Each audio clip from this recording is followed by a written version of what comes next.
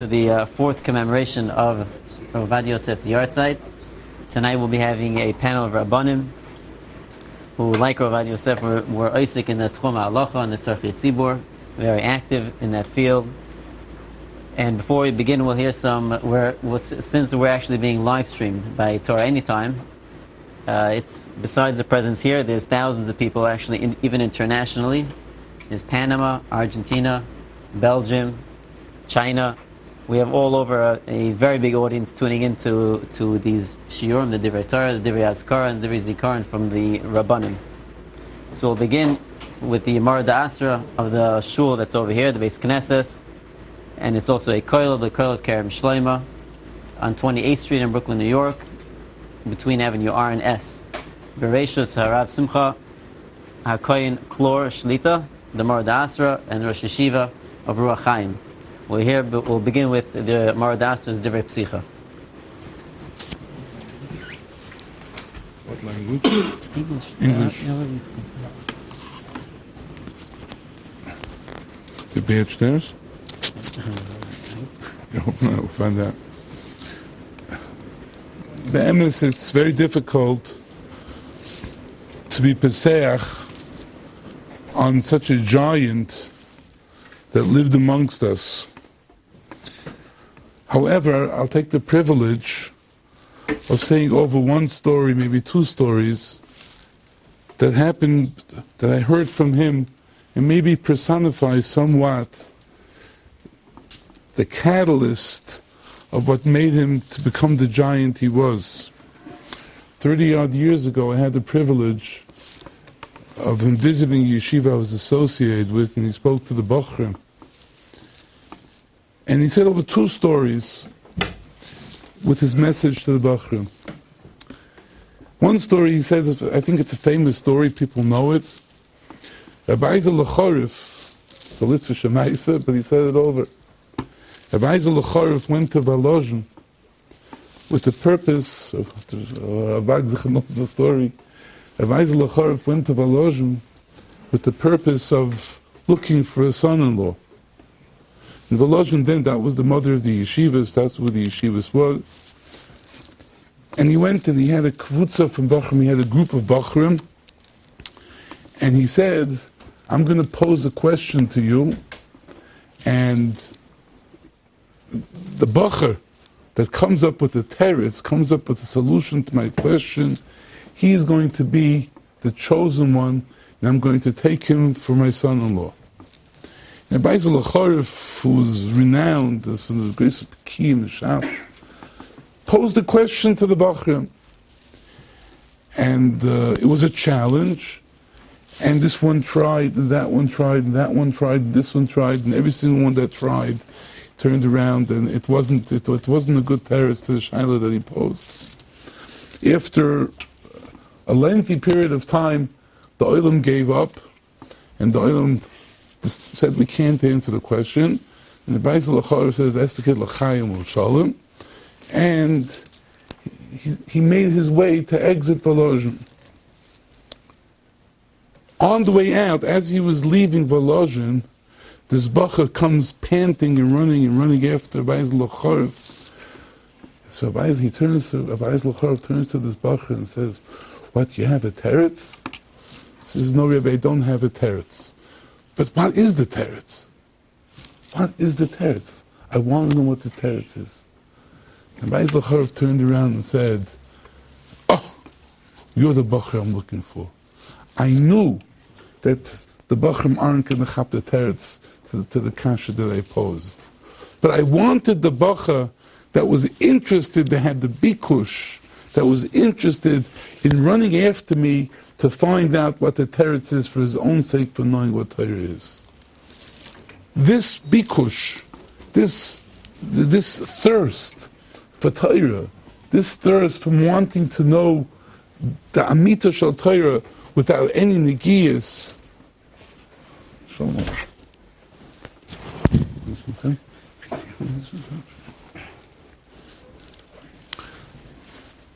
This bikush was a message that he wanted to imbue in the Bachrim that he was speaking to.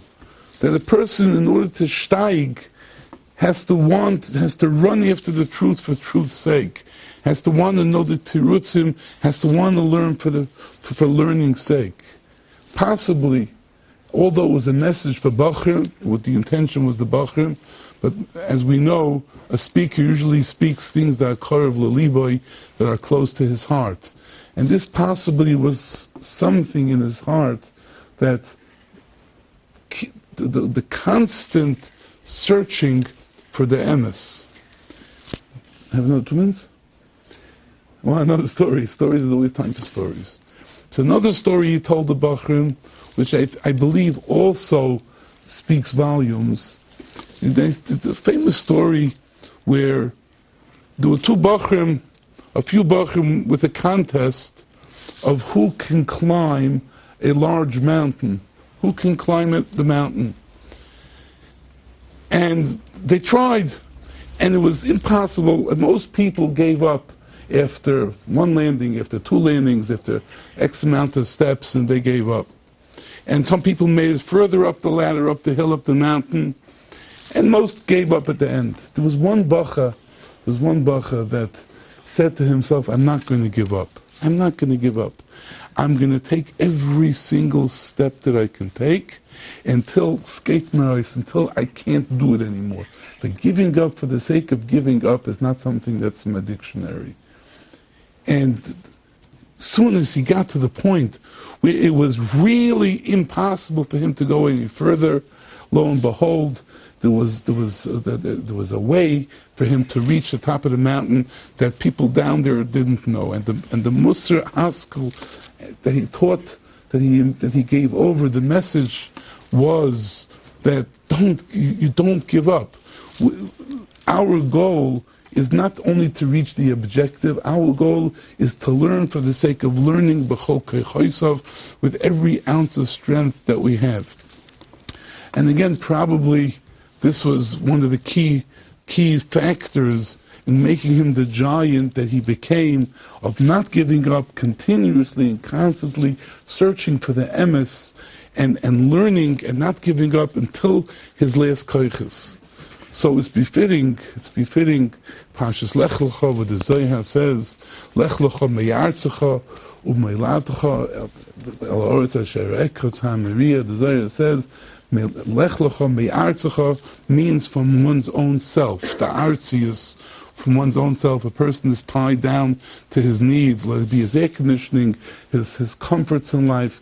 Lech lecha me'artzecha me'ladecha, go and reach el haaretz asher areka, reach ha'meriah, and that is the mission of a lifetime, and that is whom we had amongst our midst. And if we remember, we constantly think that it is possible that even in our day and age, as difficult as it may be, but someone can become shichma lamala, and to have such a idea in Shas and Poskim, to have such a idea in Kol Kula.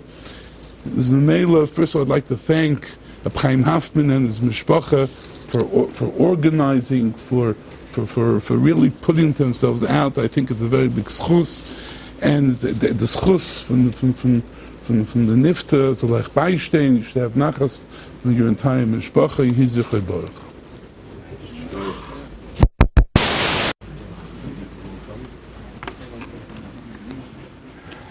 Those are the words of the Mara da Asra again. Just a quick correction: on East 27th Street, the Beis Knesses and the Rosh Kollel of Kerem Shloima on East 27th, between Avenues R and S, Brooklyn, New York. The first speaker of the evening will be Harav Yitzchak Yisraeli, the chief rabbi of the Bukharan community in Queens, New York, an active dayan of the various Bati Din in New York, throughout New York. Please. And a dear friend, of course, of also the Mara da Asra, Harav Simcha Klor.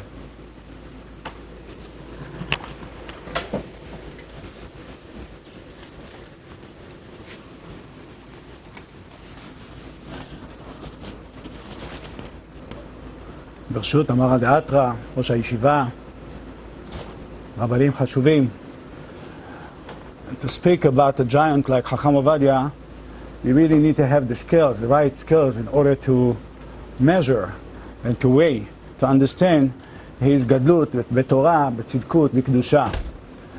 Chacham Mizrahi used to say, Rosh Yeshivat Porat Yosef, when we talk about Gdolim in general, we should know in advance that we don't have the right skills. When you weight diamonds, you got to have the specific scale of a diamond. You can't put diamonds on a potato scale and try to get the value of the diamond this way. You got to have the right scale.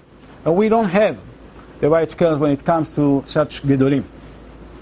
But as a Talmid of Chacham Ovadia Yosef, that I had the zchut to learn Mipi Kodsho Torah for a few years, I can say a few words of the impressions that I've got directly from looking at the Rav, from seeing the Rav face to face, learning Torah from him. I'll say a couple things. I don't have much time. I have another event that I have to go and speak. I'll try with the short time that I have to fit a few ideas. I would like to use Gemara Masechet Baba Batra, Daf Tetzayin Amud Bet. The Gemara says, "V'Hashem berach et Avraham bakol." What is it bakol that Hashem berach et Avraham? There are a few opinions over there, but Rabbi Shimon bar Yochai says, "Zo even tova שהייתה תלויה בצווארו של אברהם אבינו, שכל הרואה אותה היה מתרפא." Avraham Avinu had a diamond, had a good stone in his neck, and every sick person who would watch the stone would heal, get better, mitrapeh. Can we imagine Avraham Avinu walking with a necklace and a diamond on his neck? What the Gemara is talking about? What Rabbi Shimon bar Yochai is saying over here? Avraham Avinu had a diamond on his neck. There is Rabbeinu Bachya. Rabbeinu Bachya says it in the beginning of Parashat Yitro. Marpeh Lashon Etz Chaim. He brings the pasuk Marpeh Lashon Etz Chaim. There is a refuah which depends on the Lashon. Says Rabbeinu Bachya, Avraham Avinu, what was his specialty? Marpeh Lashon. When he would start to speak to someone sick, who's chole? What kind of a chole we're talking about over here?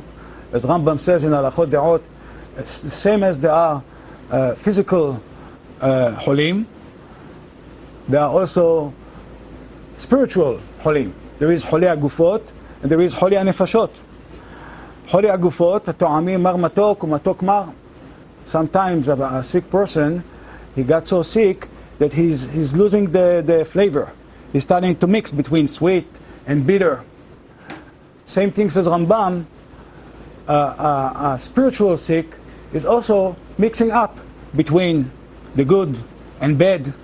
השמים לחושך אור ולאור חושך, האומרים לטוב רע ולרע טוב. They turning upside down. The good, they say it's bad. The bad, they say it's good. When it's light, they say it's dark. When it's dark, they say it's light. They're twisting everything. That's called choli anefashot. Same as a chole aguf. When he wants to heal himself, he got to go to a doctor. First, he got to know he's a chole. If he doesn't know he's a chole, he's never going to go to a doctor. He's never going to heal. But once he knows he's a chole, and he goes to a doctor, and he's going to get the right medicine, ורפוא ירפא, ניתנה רשות לרופא לרפות. Same things Rambam says when there is a chole anefashot. When a person is mistaking, and is going in the wrong direction, he went off the path of Torah and Yirat Shamayim, the path of Torah and Avodat Hashem, Derech Hashem. So you got to go to Rofei HaNefashot. Who's Rofei HaNefashot? Rofei HaNefashot, says Rambam, says, Elu Chachmei HaTorah. He's going to go to Chachmei HaTorah, to read Chachmei HaTorah, and they're going to teach him the right way.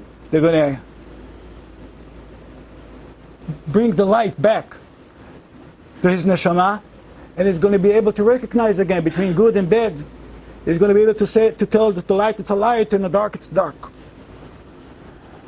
And I want to use this Rabbeinu Bachya and this Gemara to give you from my own personal impression from Chacham Ovadia. Margalit teluya betzavaro. When the Rav used to speak, I hope I have the right words in English to explain it.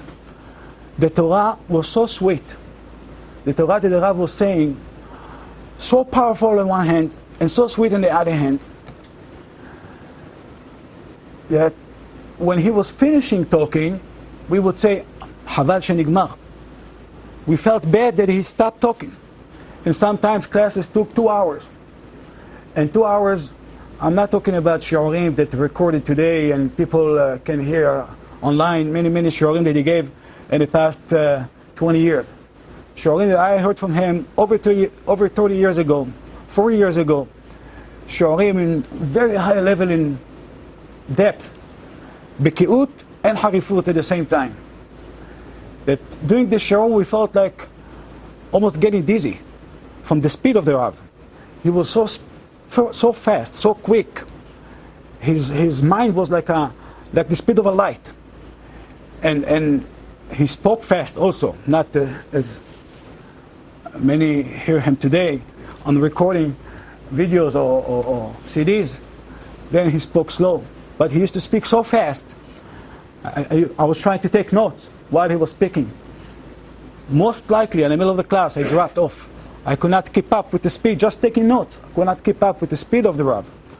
But at the same time, it was so, the hekef was such a large hekef, and the depth was such a deep ayun, but at the same time, he had an ability, unbelievable talents to serve it, to bring it to us in such an easy way.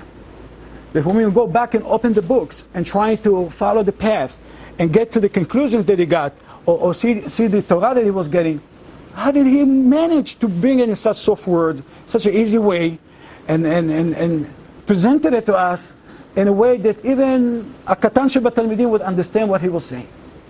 That was an unbelievable talent. Even tova teluya betzavaro. And the same when he spoke to Baalei Batim. And I want to use a story.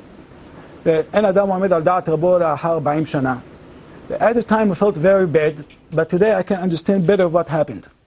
And this happened when was a major event in Israel of Degel HaTorah, when Rav Shach, I think that was the split from Aguda back then, and they did a huge event in Binyanei Hauman, Yerushalayim.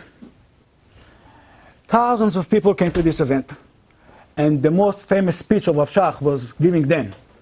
The most famous speech, it's called by the newspapers, Ne'um HaShfanim, Ne'um HaShfanim of Rav Shach, when he said the Hilonim eating Shfanim and Hazirim. Most famous speech. And that was the first time that I saw Hacham Ovadia sitting next to Rav Shach. I don't want to go back to politics, and I don't want to go back to those days when it wasn't such a common picture to see Hacham Ovadia and Rav Shach sitting together before those days. And for me, I learned in Ashkenazi Yeshivot also. I learned in Tifrach, and I learned from Ashkenaz Rabbanim, and I learned from Hacham Ovadia at the same time. And I knew some of the conflicts, and I knew some of the disagreements, and I felt very uncomfortable. And for me to see Hacham Ovadia and Rav Shach sitting together, it was like a dream came true. I was a teenager, and Rav Shach finished giving his speech, and then Hacham Ovadia started to talk. And I told myself, now Hacham Ovadia is going to show everybody who is Hacham Ovadia. Now he's going to get up and he's going to give one of his Torah that comes with hekef and chokhmah and knowledge, that everyone will understand who is really Hacham Ovadia. And at the time, I was a kid, teenager, but a kid, I got disappointed. Why? The Rav chose to speak about Niflaot Hashem. He described, I remember he was explaining the pasuk, Kimetzetecha me'eretz Mitzrayim mar'enu niflaot, that Hashem will do miracles to us the same as He did in Mitzrayim, but they got to be such miracles that they're going to be considered niflaot. What's a niflaot? Niflaot, it's a pele. It's a wonder. When you see it and you say, oh, wow, that's a pele. But if you saw before, it's not wow. And then the Rav, with his sweet words, was giving a mashal from a telephone. He said, remember the first telephone came out, and a guy was meeting his friend and telling him, you know, you can speak with your friend in America across the ocean on a phone. It was a pele. It was a wonder. Can I speak to someone across the ocean on a phone? Before the phone came out, that was a big wonder. Nowadays, if it doesn't work, you throw it out. Well, what happened? And it's not fast enough. We're not using it anymore. But, yeah, it's a wonder. And I have explaining mashal like this. I'm telling myself, why? Kvod Harav, why he's not showing his power? Why he's not standing up there and giving Torah that everyone will say, wow, such a giant.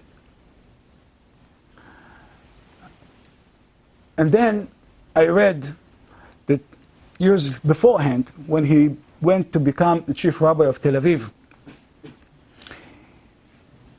Harav Zolti, Rabbi Tzalel Zolti, was the chief rabbi of Yerushalayim afterwards.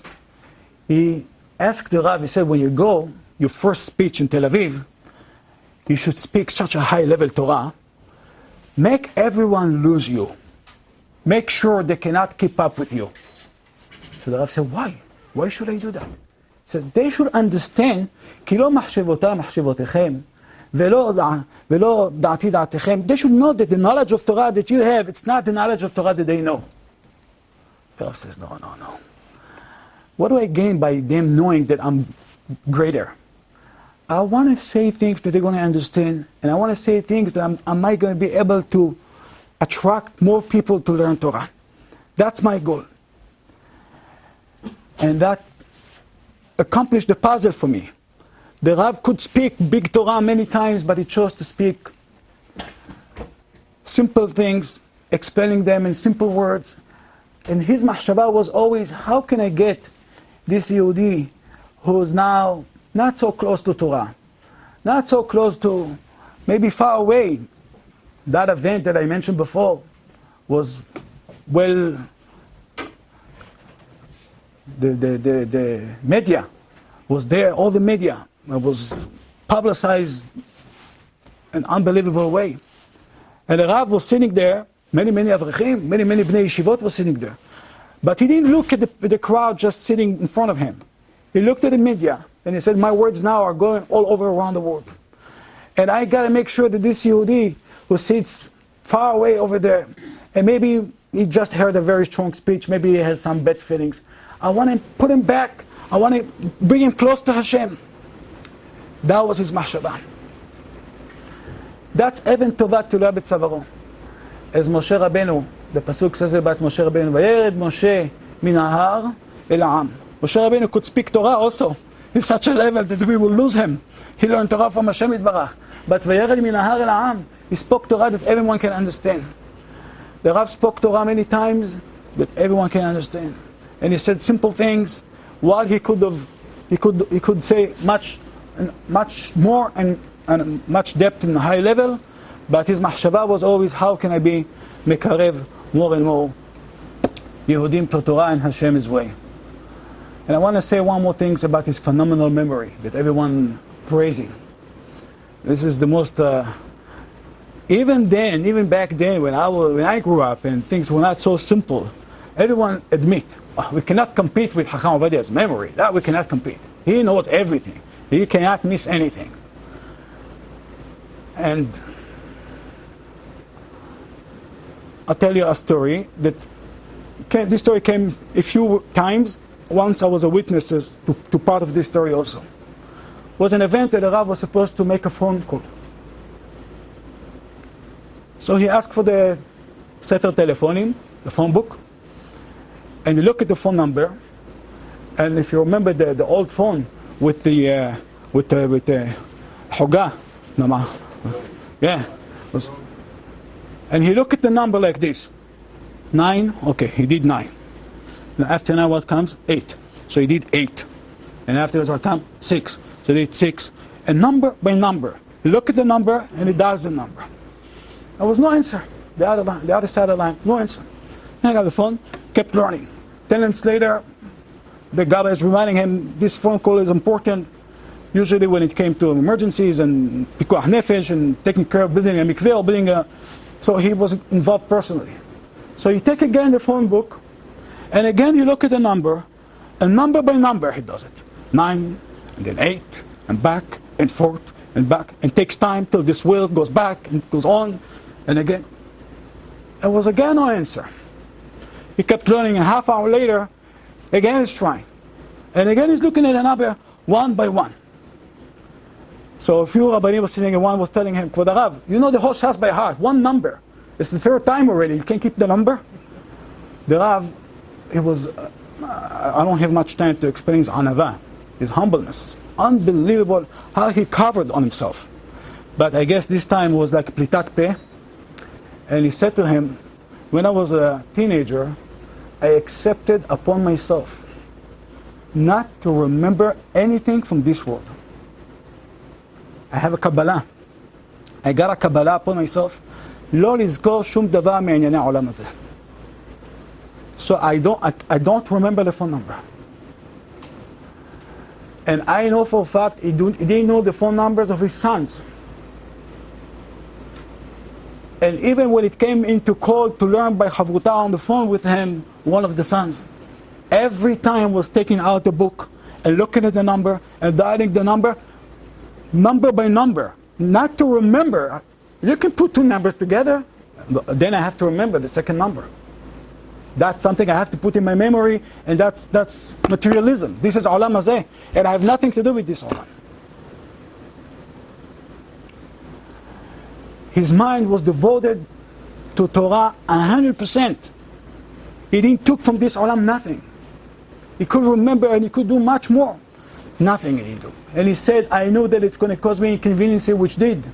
He was missing an appointment, forgetting people, and I can tell you his phenomenal memory. He used to forget people's faces. Look at a person, and not people who he met once in his life. Family members. Family members. Not the immediate family members, but from the large family members. When they used to come, I saw it with my own eyes. To say shalom to him, he would say shalom, and they say, I'm the son of so-and-so. Oh, shalom. Like, okay, now he knows. And if it happened again and again, same react. He didn't took to his memory anything from this olam. He didn't took upon himself anything from this olam. That explains a little bit his dictionary. Came out after he passed away, a dictionary that he wrote. And almost every event in his life is written in this dictionary. And I think one of the reasons, many reasons for this dictionary, but one of them, he didn't want to remember anything from this olam. So if something needs to be kept, there is a reason for it. He wrote it down, and that's it. Now I don't have to carry it in my mind anymore. My mind is devoted to Torah and Avodat Hashem purely, 100%. That is the Rav that we had the zchut to learn Torah from him. I feel better. I don't have more time to continue. It is a zchut for us to learn, that we learned so much Torah from him. And the zchut is that his Torah now in his Sfarim. And although I can tell you that many times the Sefer does not tell everything about the Rav.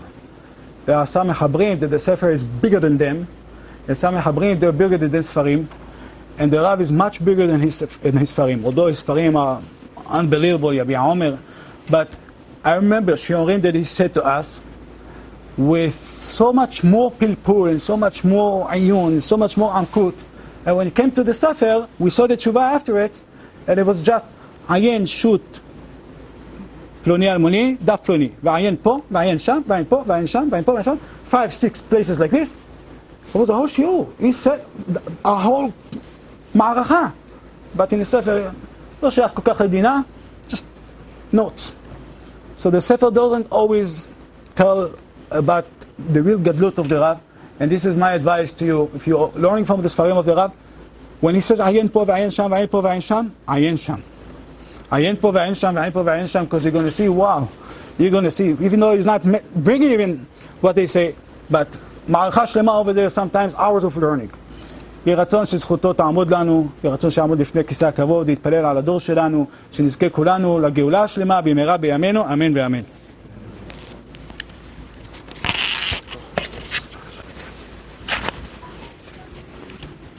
Thank you very much, Harav Yitzchak Yisraeli, for the very original and recollection and his old stories that he was able to share with us. The next speaker, we would like to invite Harav Aryeh Ralbag, the Morad Asra of Young Israel in UK, a very assiduous posek as well, very involved with the International Batei Din, and the Chief Rabbi of Amsterdam.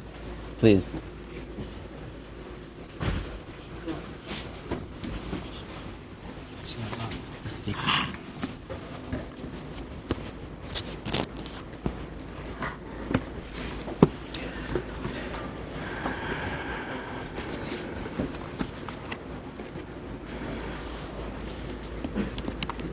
Can I put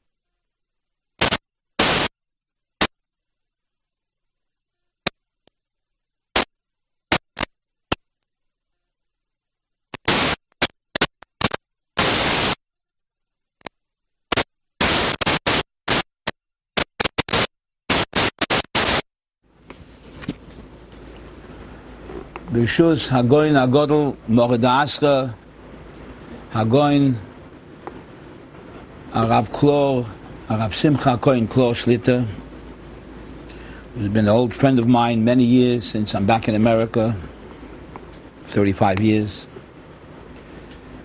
It's really very difficult to stand here and properly say something about Chacham Ovadia.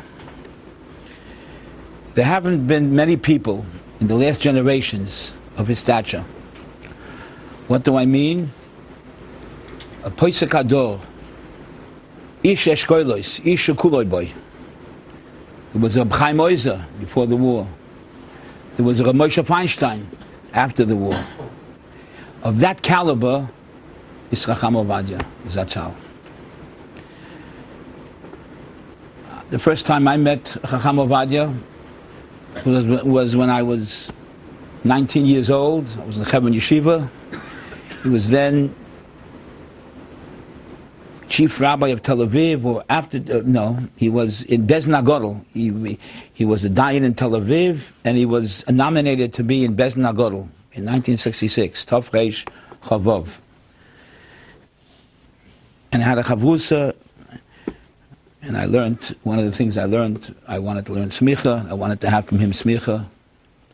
So I went, and I took a bechina by him on Yoredeya, and he gave me smicha. 1966. I kept it, Father said, get from such a person smicha. So I spent the time, whatever it was, half a year. Afterwards, when I became a dayan in Amsterdam and here in America, when I had shilas where there was no hachor, which were novel things, and where I wanted a kula, and where I saw a possibility for a kula, I would write him and ask him if he was masking with me. L'choyer, things which in the Shulchan Aruch is not brought down. There's no basis for a kula. L'choyer, it's not according to Shulchan Aruch. And I have quite a number of chuvas like that. The Mishpacha, Moshe Yosef asked me after the B'tira to send my chuvas into him. I sent one tshuva, they printed now. One is in his old, in his list, and then Yud Aleph, Yud. And one tshuva I sent now. He said, but I know you have more. I said, no, I can't find it. I'll tell you why. Because I printed now a sefer, people know, and Eruvin, Pnei I want to print next year another sefer on Ebenezer. I'll be in Yiddish and Ois Kapelich Macha. I'll be a nobody. This way I have Chidushim, which people don't have, and as much as they want from Ovadia, Chacham Ovadia, written to me in my Torah, in his Torah. It's something to sell on the market, so people will buy my sefer. But I'm now giving out that I'll use this also. One of the chuvas which I wrote, I'm not going to go over to 20 pages. I wrote 20 pages. I just say the highlights of it, and from this, what he wrote me back is a hadrocha in Psak, where l'choira you can't be mekel, kamat impossible, but there's a pirza ktana, and if a Rav writes a pirza ktana, it's mokum igun godel. He told me to do something, I did it, and then he was masking with me. And it showed me something, and I'll tell you at the end what it means, that certain things in halacha, b'mokum igun godel, b'shas atchak, like the Noidi Buddha writes, it was near Machnes many times, he writes it himself, pirza ktana. I wouldn't do it myself, I always wanted a haskoma. So he was that person. He was that's why I said, like, Yiftach B'dor, Shmuel B'dor, Yiftach B'dor. In Yiddish we say, broad shoulders. Tefayim rechavot. I don't know, people speak Hebrew. I asked to speak Hebrew or English. I saw both the Rav and the other spoke in English, so I'll speak here also in English. If not, I thought everyone speaks Hebrew because Ovadia, but I'll speak in English. I'll tell you what the question was. The question happened 12, 13 years, or 14 years ago. The kids, the question was very simple. A girl, young girl, in the early 20s, married a boy, living in America, they had a baby. Afterwards, she was illegal, and he was an American, or he was an Israeli already, who had American citizenship, or he had a working card. And they married a chuppah, not an official marriage. They got married, from people, they had a baby, and then the police caught her, and in the early 2000, whatever it was, and she was about to be deported. She wanted to take her baby with her. He was making money in America, and he wanted to stay here. Well, he just said she would be deported. He wanted to go to court to have the baby stay with him. He's the father, and he's an American citizen. So what happened is there was a machlokes, etc. He agreed to finally agreed to give a get, but she couldn't come to pick up the get because she was afraid it was a trick. He would tell the ICE, whatever it was, the border police or the customs. Then it was stricter. At least she was already about to be deported, and she was in hiding. So we wrote a get, and she said she would come to pick up the get afterwards. Yeah, not good as Rabbanim, not so here in Flatbush. After a few weeks, she was afraid. Where we're going to go? We're going to meet. I want to have a bezin. It was impossible. After 6 weeks, she heard from other people they were closing in on her, and she was reported where she's hiding. So she went, I think, Canada. She took a flight, and she left with the baby. I had a get here. She was in Eretz Yisrael with a baby. What's the problem? Send over the get. The problem was that there was more than a chashash. I'll tell you the story in short. After they went to the Bezdin Ashdod, they went to the Bezdin Agodel in Eretz Yisrael. They couldn't give the get because there was a yichud, nisyachta. She lived with him, or they were together, miyached. When she was in hiding, he came to see her, and he see her, and he was with her, and there was a chashash yichud. And therefore, it's called a get yashon, and it can't be given. That's the halacha. You can't give it. If you give it, it's kosher, but you can't give it. When a husband has a get yashon, and he's misached with his wife, and he gives it to her afterwards, so it's a kosher get if you give it. But the bezin can't say to give it, it's awesome. So what are you supposed to do? So he went to in Ashdod. He couldn't go to Israel because he would have a tzitzav ikuv. She couldn't come to America because they would, they would then, she would come with a baby and they would take away the baby. And they wouldn't even let her in because she didn't have papers. She was illegal. She left already over her time. Nothing could be done. And she remained, and he was the beginning, knew where he was, then he disappeared. She was left with a baby. 3, 4, 5 years. There was Psak with Bezdin Ashdod, Psak with the Bezdin Agodel. She can't receive the get. I was stuck with the get. Whenever I went to Israel, she would always come to my home in Yerushalayim. She heard I was coming, cry to me. Her mother would come, beg to me, do something. I said, well, I can't do nothing. I'll go to the Gemara. It's a Gemara. It's a Shulchan Aruch. It's a get yoshin. I can't do nothing. You're miyachid with the person. I can't help you. My hands are tied. Afterwards, after a few years, said, you know what, let me look into the Indian. 3, 4 years later, she tried to find where he was to get another get. Nothing doing. Couldn't find him. He was working in California. He didn't know where he was. Soif Dover was, I looked into the Indian, and I found a Pirza Ketana to be matir. I'll tell you when I wrote the tshuva, long tshuva, 20-page tshuva, I'm not going to go through the whole tshuva, just the main prokim, which it's supposed to be a shir. Since Chacham Ovadia was maskim to me, and he told me what to do also, that's the kunz here. 2 letters he wrote me about this. So I'll tell you what I wrote, what I thought, way I could be matir this thing, and what l'maisa, what was done. Gemara says, it won't take long, just maybe 15, 20 minutes. Gemara says in Daf Ayin Tes Omid Beis in Gittin, Beishama Yoimrim Poiter Rodem Ishto Beget Yoshon Uvesil Oischim. You can give a get yoshin, Beisamai says. Beisil says you can't give a get yoshin. What is a get yoshin? Veisel get yoshin. Kol shenisyachid imo me'acha shekosvu lo. What is a get yoshin? That after the writing of the get, there was a yichud.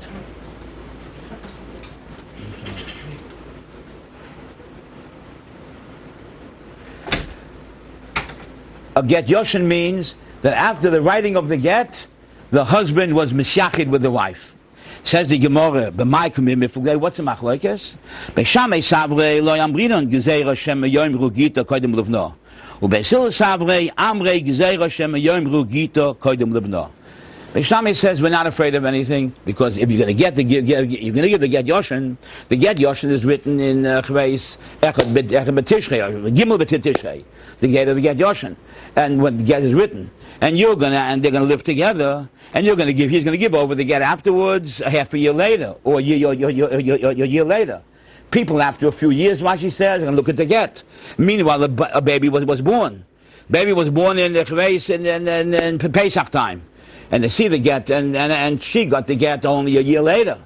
And people will look at the get after years, and they'll forget that it was written one date, and it was given a year later, or two years later. And the baby was born. So people are going to think that the get was given on the day that it was written, on the tarikh, haktiva. That's what people are going to think. And they'll say a child was born a year later, or 2 years, a year and a half later. It means it was born when she was a pnuya. And it's really his son. He lived with her. It was a kosher get. And people are going to be, poigame brei. People are going to, denigrate his son. He'll have a name that he was born of a woman out of wedlock after the get. So people, this is a bad shame. So Beis Shammai says we're not afraid. Basil says we're afraid of this. So therefore, get yoshin, you cannot give over. Says the Gemara, Omer Rab Abba, Omer Shmuel, Im Nises Lo Teitzei. First man, the Omer says, if she gets married with such a get, means it's given over and she marries another man, then Lo Teitzei. But lechatchila, if you give over the get and she didn't get married, she can't get married. It's a possible get. Then the Gemara says, "V'ikad amrei Omer Rab Abba Omer Shmuel im nisgarsha tinosi lechatchila." That's the way we paskin. That if the get was given over, you can't give over the get. But if the husband went and he wrote the get, old date, and he lived with her, and he had a baby, or didn't have a baby, lived with her. 2 years later, he was upset that he gave her the get, so he gave her the get. Im nisgarsha tinosi. So then the chatchila she can get married. You're not allowed to give over the get. But the husband has the get. He's holding it in his pocket for a day when he's upset at her. And then he throws her the get. So then if she received such a get, so she can get married. Rashi says, in this garsha, what do you mean if she receives the get, so then she can get married? Beget Yoshin, if she received this get Yoshin from her husband two years later when he was upset at her, and the husband left. Two things. She had to receive the get, not lechatchila, but the evet, she received the get. The husband gave it to her. He shouldn't have, but he gave it to her. And the husband left. So she's an aguna. Tinose lechatchila. Then she can get married. Okay, no one passes. The Ran is like Rashi. All the other postim don't pass like Rashi. They learn, all the other Rishonim, Hashba, they all learn that what the Gemara says here, in this garsha tinose, it means that if she received the get, then immediately she can get married. Even if the husband does not go l'mdina sayom, she's not permitted to get married. That's the halacha. The Rosh, very important Rosh here, the Rosh brings a Ramah. The Ramah. What does the Rosh say? Rameh Halevi. Says the Rosh the following. Hoda amrinan hocha im this garsha beget yoshan tinose lechatchila. This din that if you get yoshan, you can get married. Hainu heicha denosnu lo acha hayichud. That's only if after he was miyachid with her, he gave her the get. The lechatchila asher chacham the garesh bei. Gzeira shem yoim rugita koydem b'no. Lechatchila, the husband can't give her the get because they're going to say the child which was born a year after the date of the get was born from after they think she was divorced earlier. So they'll say there's questions on the baby. It's not his baby. It's a baby from another man out of wedlock. But avolim nosilo habal acha yichud. If the husband lived with her and then 2 years later he was upset, he gave her the get. Tinosi lechatchila, she can get married. That's not locha. The imisa the bolel, because if the husband taka lived with her, yichud doesn't mean he lives. It's chashash. If it happened that he lived with her, habichayish lepgomo debrei, that he'd be afraid that people would, if he give that get, he lived with her, people would think that what he called it, that since the get has an earlier date, correct? They'll think that the child was born out of wedlock. It'll denigrate his own son. Because of the get achrina, and therefore he would write a different get. He would write another get. He would, but if he gives her a get, it means he knows he never lived with her. He knows he never lived with her, so there's no chash. Oh, so in other words, if the husband gives over the get, the Gemara says she can get married. Adds the Ramah, the Rosh. Avol heicha de yotza haget mitachas yodoi koidem yichud v'nosnu lo hashliach la'achi yichud. But let's say the husband didn't hold the get in his back pocket. He wrote the get and he gave it over to a shliach, that the shliach should give over the get. And then he goes and he lives with the woman. He lives with his wife. He didn't give over the get. He lives with her. And he has a baby. Doesn't have a baby. He has a baby. 2 years later, he's upset. The shliach finally decides, oh, I have the get in my pocket. He gives it over to his wife. So in such a case, then she can't get married. Why can't she get married? Because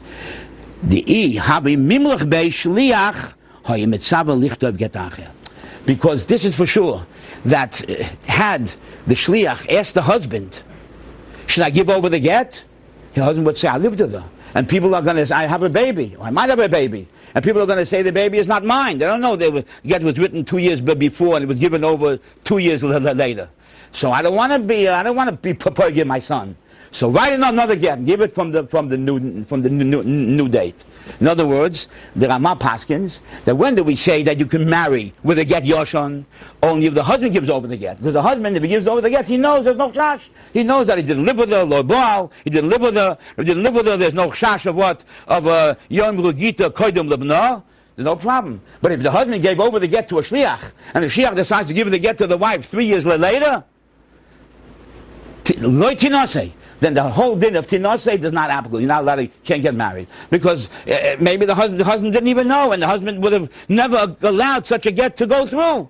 And such a get, yoshin is possible. That's the psak of the Rambam. And that's the Rosh. What does the Rambam say? So the Rambam is cryptic. Rambam doesn't say anything. The Rambam says the following. In Perek Gimel, Halacha Hey, says the Rambam, I'll read you. Lo yifta adam es ishto beget yoshon. A man should not give a get to his wife, a get yoshin. What he said now. Writing one date, living with her, means lived with a yichud, and giving the get over himself a year later, 2 years later. Why? V'nikra get yoshin, kol shenis yached ima. Excuse me, I'm reading now first the Tur. How the Tur paskins. Kol shenis yached ima, bein ksiva l'nesina. Get yoshin is between the ksiva and the nesina, he had yichud with her. V'yim this gausha boy, if the husband does give over the get, he's not supposed to. If he gives it over, she can marry. Only passes the tool, like his father the Rosh, like the Ramah. Only if the husband gave over the get to his wife. He gave over the get himself to his wife, so he knows loy boal. He knows he maybe was miyachad or didn't have a baby. He didn't live with her. And if he lived with her, if he had yachid with her, no, he didn't have a baby. He knew he'd low boal, so he knows there's no chash. So that's the only time when it helps if the husband gives over the get himself. So even though he was miyachid with her before, it's tinaseh lechatchila. She can get married. And this is the tool in Simon Kuf Memches, passing like his father the Rosh and like the Ramah. And the Beis Yosef explains, and the Beis Yosef says, "Avolim sholach lo ayidei shliach." Says the Beis Yosef, if the husband would send the get with the shliach, v'nishacher imo acha shenosnu lo ayidei shliach, after he gave it to the shliach, he would live with her. Then v'nosnu lo shliach, and 2 years later the shliach gives her the get. Lo tinasei boy, she's not allowed to marry with such a get given over by the shliach. V'im niso lo teitzei. If she gets married, okay, then she doesn't have to divorce. But you can't get married lechatchila. Who das Haramah? That's a Ramah. Koswe harosh ba'zoyrek. The reason is mishum dichshenosnu lo habal acha yichud. Because when the husband gave her the get after he was miyachid with her, yesh loima. When he himself gave it, yesh loima. Dim isa daboler hoyachayish lepogma debrei. Because if he had actually lived with her, not only yichud lived with her, and it's a chash of a baby, he would never give over the get because he wouldn't want it to what do you call it, to make a pagam on his son. Because it will agit achin, he would write another get. Therefore, if the husband gives over the get, she can get married.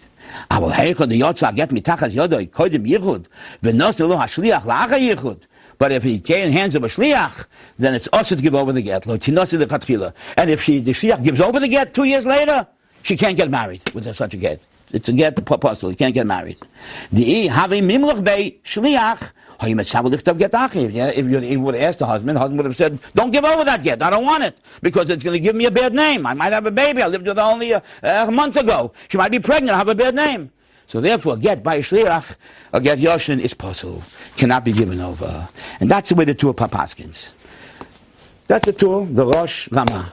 What does the Rambam say? So the Rambam here is very cryptic. That's going to be the question. The Rambam says the following. In Perek Gimel, again, I'm just going to say the Ikad Dvorim. Tshuva, a very long tshuva, Ikule, Pshure, back and forth, all kind of, but lomdus. I'm going to just stay the galus of Chacham Ovadia. The Rambam says the following: Perek Gimel Halacha Hey, Misha Kosav get Legarish is Ishtoi. Someone writes a get to divorce his wife. V'nimloch and decided, I'm not going to divorce her. V'lo Yirsha. V'nishachirimo, and after the writing of the get, he had yichud with her. Achash Kosvu lo Yigoshena Bois get. When he wants to divorce her, he shouldn't give that get. Why? To get Yoshan. If he himself gave over the get and divorced her with his get, it's a get Yoshan, and he should get married with this get. Why?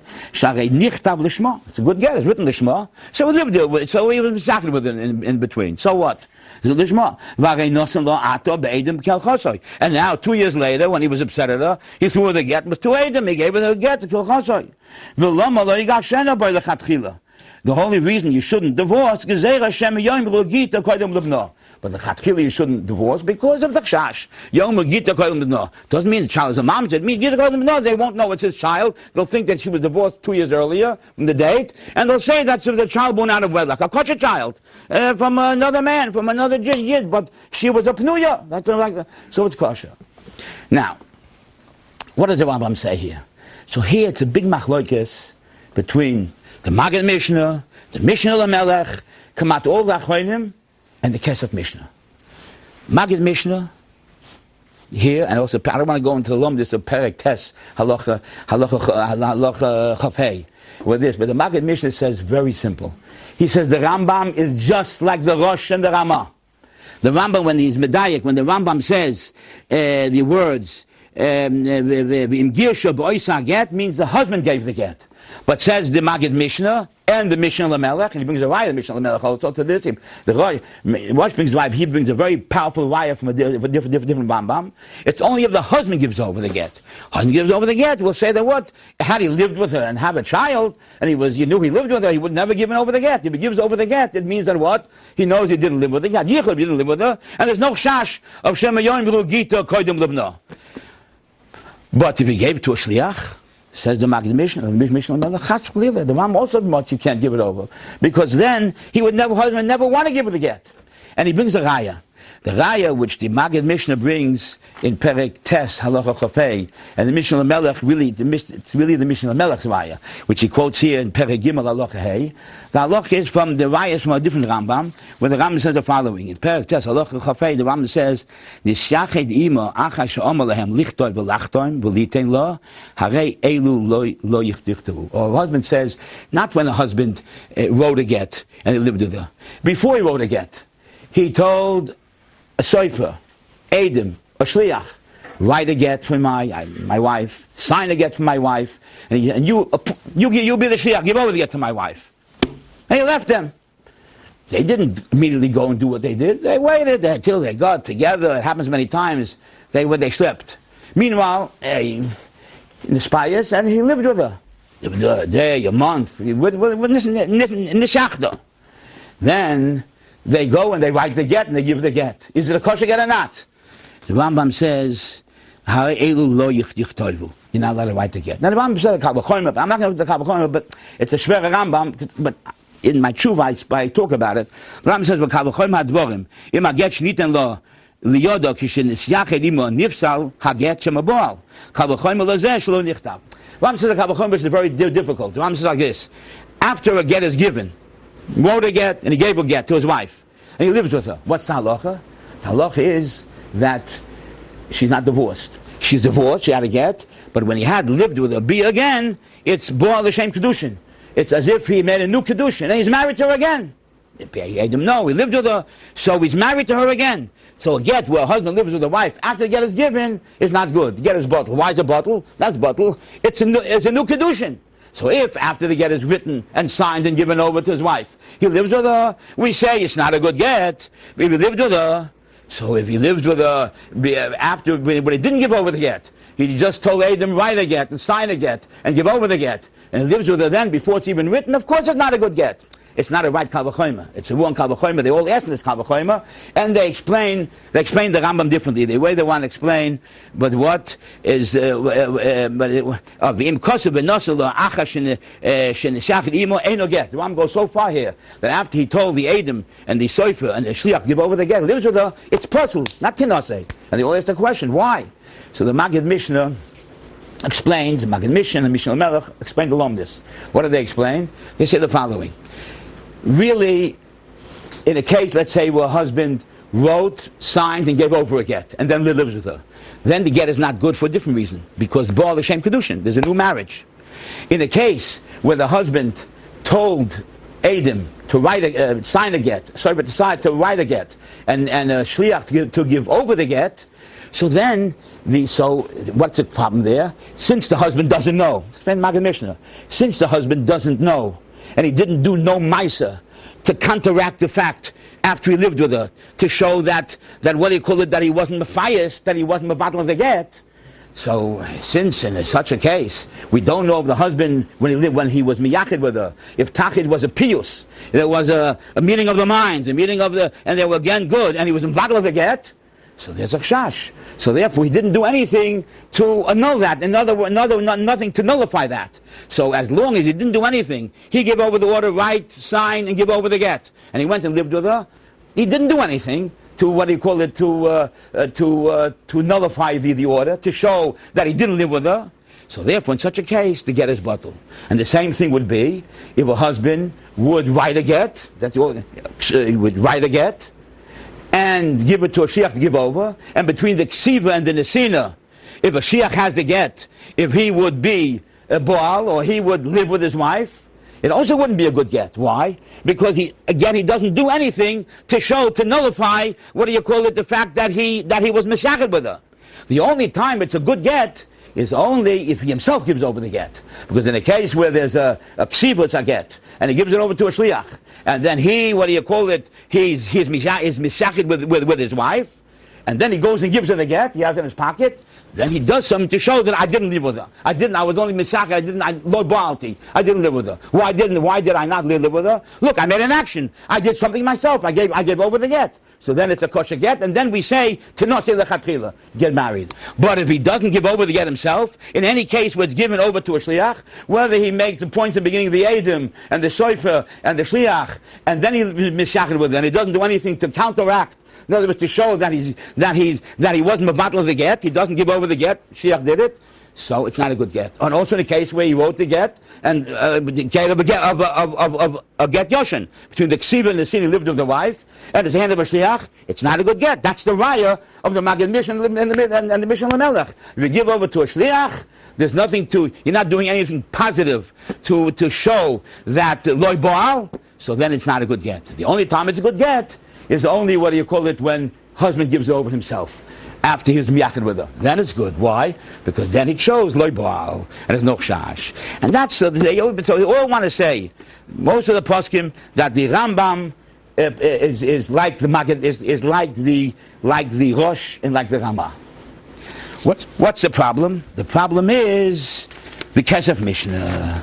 The Kesef Mishnah, they bring a right. Kesef Mishnah writes, and I'll read you what the Kesef Mishnah writes. Kesef Mishnah in Perek Gimel, Halacha Hey, writes the following. After he brings the Pshat and the Rambam is like the Ramah and like the Rosh, says the Kesef Mishnah, Ve'ein nirakein b'divrei Rabbeinu.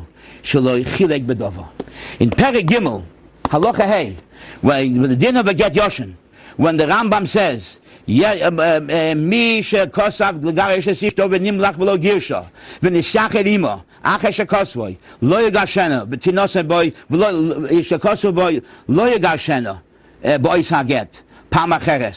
ואם גירשה באויס הגט היושן, הרי זו מגורשת, ותינוסה בוי לכתחילה. Says the Chazaq Mishnah, the Beis Yosef, Chazaq Mishnah, the Rambam is not mechalek, whether he gives over to get himself by get yoshin, or to him a shliach. Every case, even in the case where you give over a get, what do you call it, with a shliach, and the shliach goes, and you live with your wife, or you miyachid with your wife, you don't know if you lived or not, you don't have a child or not, and the shliach gives a get 3 years later. According to the Chazaq Mishnah, the Rambam is not mechalek, it's a kosher get. Okay, how do you answer the Rambam with the Rambam before? So in the Tshuva I wrote how you can answer it. It's Terutzman, that also. But that's the Yesod HaDover. The Chazaq Mishnah disagrees, Kamat, with all the Mefoshi HaRambam, and he says the Rambam is Choylek on the Raman and the Rosh, and what? And even if you give over to get to a Shliach, and the Shliach gives a get over 3 years later, it's a kosher get, and Tinosim. But if it's given over by the Shliach, you shouldn't give it over. But if you give it over, she can marry. Okay, so it's a Das Yochid. So what do you do with the Das Yochid? Das Yochid is not Lahalacha, but let's go to the Shulchan Aruch. What does the Shulchan Aruch say? So here we have something very interesting. The Shulchan Aruch says the following. So it says, Kuf Mem Ches, Sif Aleph, Misha Kosav, the Garesh Ishtoi, V'nim Lach V'lo Girsha, V'nishachid Imo Achasha Kosvoy, same thing. Wrote a get to divorce your wife, and what do you call it, and was mishachid with her. Lo yigashena boisa get pam acheres kishyitzol gasha. Shouldn't the chatchila give over the get? V'im girsha boisa get hayoshon harei zeh megureshes. Then it's all right if you give over the get. V'tinose bo lechatchila, and she can marry lechatchila. Sharei nichtav l'shmo v'arei noson lo ato be'edim kilchosoi. V'lo lo yigashena, the words of the Rambam. Lo lo yigashena bo lechatchila gzer Hashem yom ugita kodem levno. So he brings the Rambam Stam, whether it's the Beis Yosef, the Mechaber brings the Rambam Stam, whether it's by himself gives over the get, or with the Shliach. Then he says, V'yesh ha'imrim, Tahani milei kisha get biyad habal, u'mosro miyodo liyodo.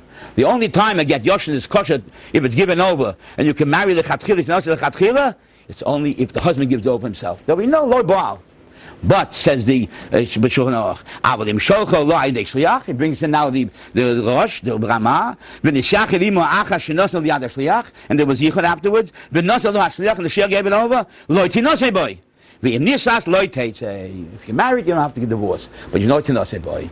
Yesh oimbrim is the Rama, is the Rosh, is the way the Magid Mishnah and the Mishnah Melech and most of the Mephosheh Rambam learn Pshat and Rambam also. But the Mechaber does not learn like that in the Rambam. The Mechaber learns in the Rambam 2 or 5 words in the Chazaq Mishnah. Rambam lo chilek boy. And the halacha, he passed, and the halacha is always like the first day, not like the Yeshoimrim.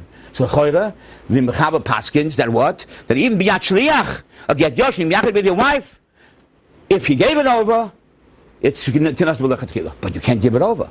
Shliach is not allowed to. If he hands over bezin, I can't give over the get. I'm not allowed to. I can be not shagets if I do that. I'm an honest bezin. I can't make it with the other. So what do you? So that way.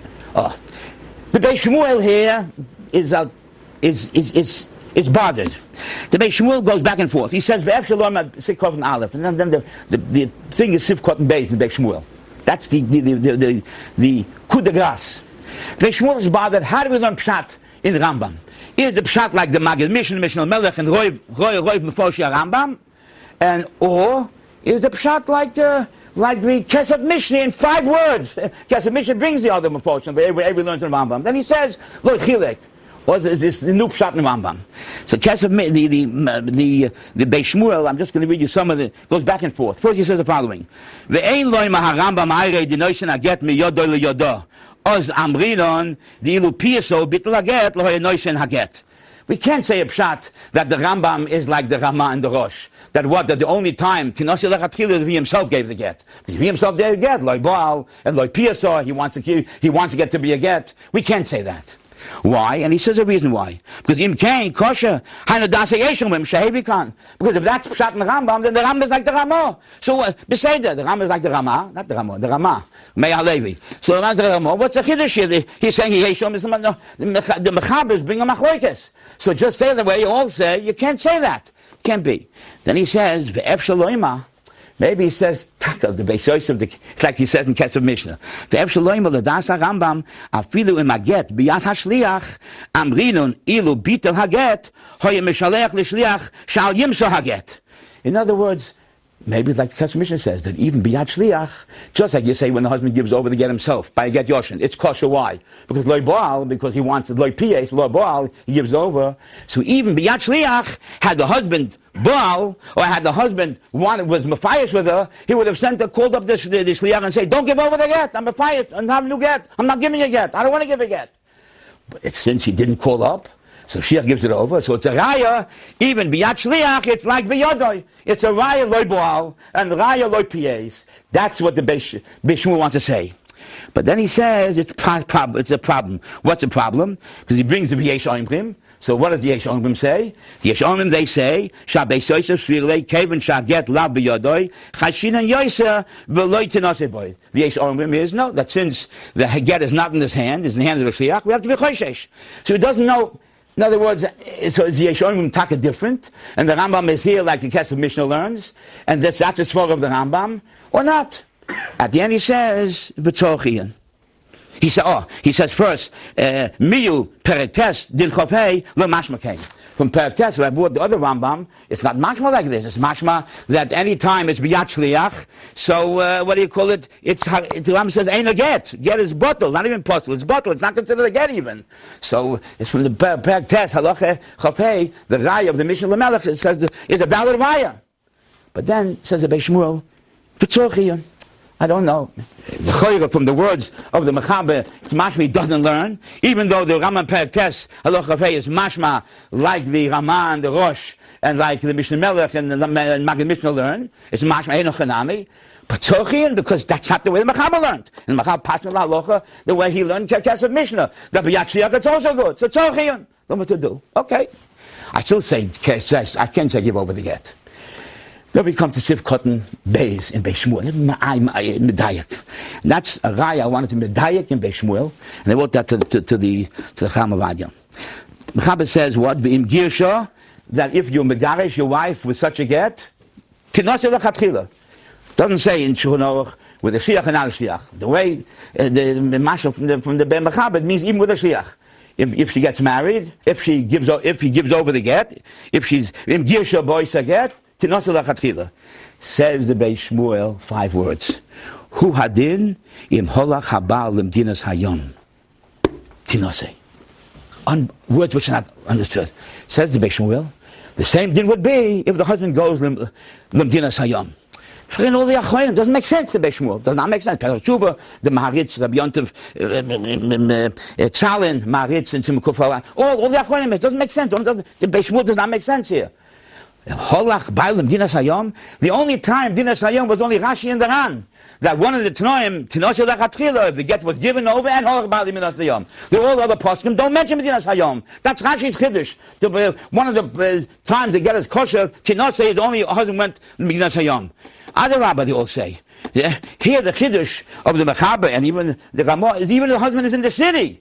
If the get was given over, according to the Ramah and the Rosh, the Maggid Mishnah, the Mishnah Lamelech, it was given over, and what? And husband is in the city, so Tinaseh Lechatchila. And according to the Kesef Mishnah, the Mechaber, the way he learns of the day in the Rambam, so it means that also it means that if the husband is in the city, that's what it means. Husband in the city, and he gives over the get. There's no what do you call it, requirement of Holach and Dinas Hayom. That's a requirement of Chumah put on by Rashi and the Ran, and not La Halacha, no one brings it. So what was separate stuck da rein da, the Beis Shmuel, who adin of Holach and Dinas Hayom. What pshat? So I want to be mechadish and say the following. What the Beis Shmuel wants to tell us here is the Chiddush Otzim. Just like in a case where, a shliach, according to the Mechaber, in the case of Mishnah and the Rambam, according to that line of reasoning, if they gave over the get, so b'di'evet, if he gave over the get, he wasn't supposed to give over the get. But if the husband gave over the get, or a shliach gave over the get, according to the case of Mishnah, so we say tinaseh. Why? Because it's only Shema, we're not chayshish for piyus. The Gemara says Shema yoimul gita koydem lebna, not a chayshish for piyus. Pious, like they said, the husband would have told the shliach, don't give over the get. Just like he wouldn't have given over himself. So since we say that in the b'diavad case, where what? Where the shliach gave over. So we say tinasei.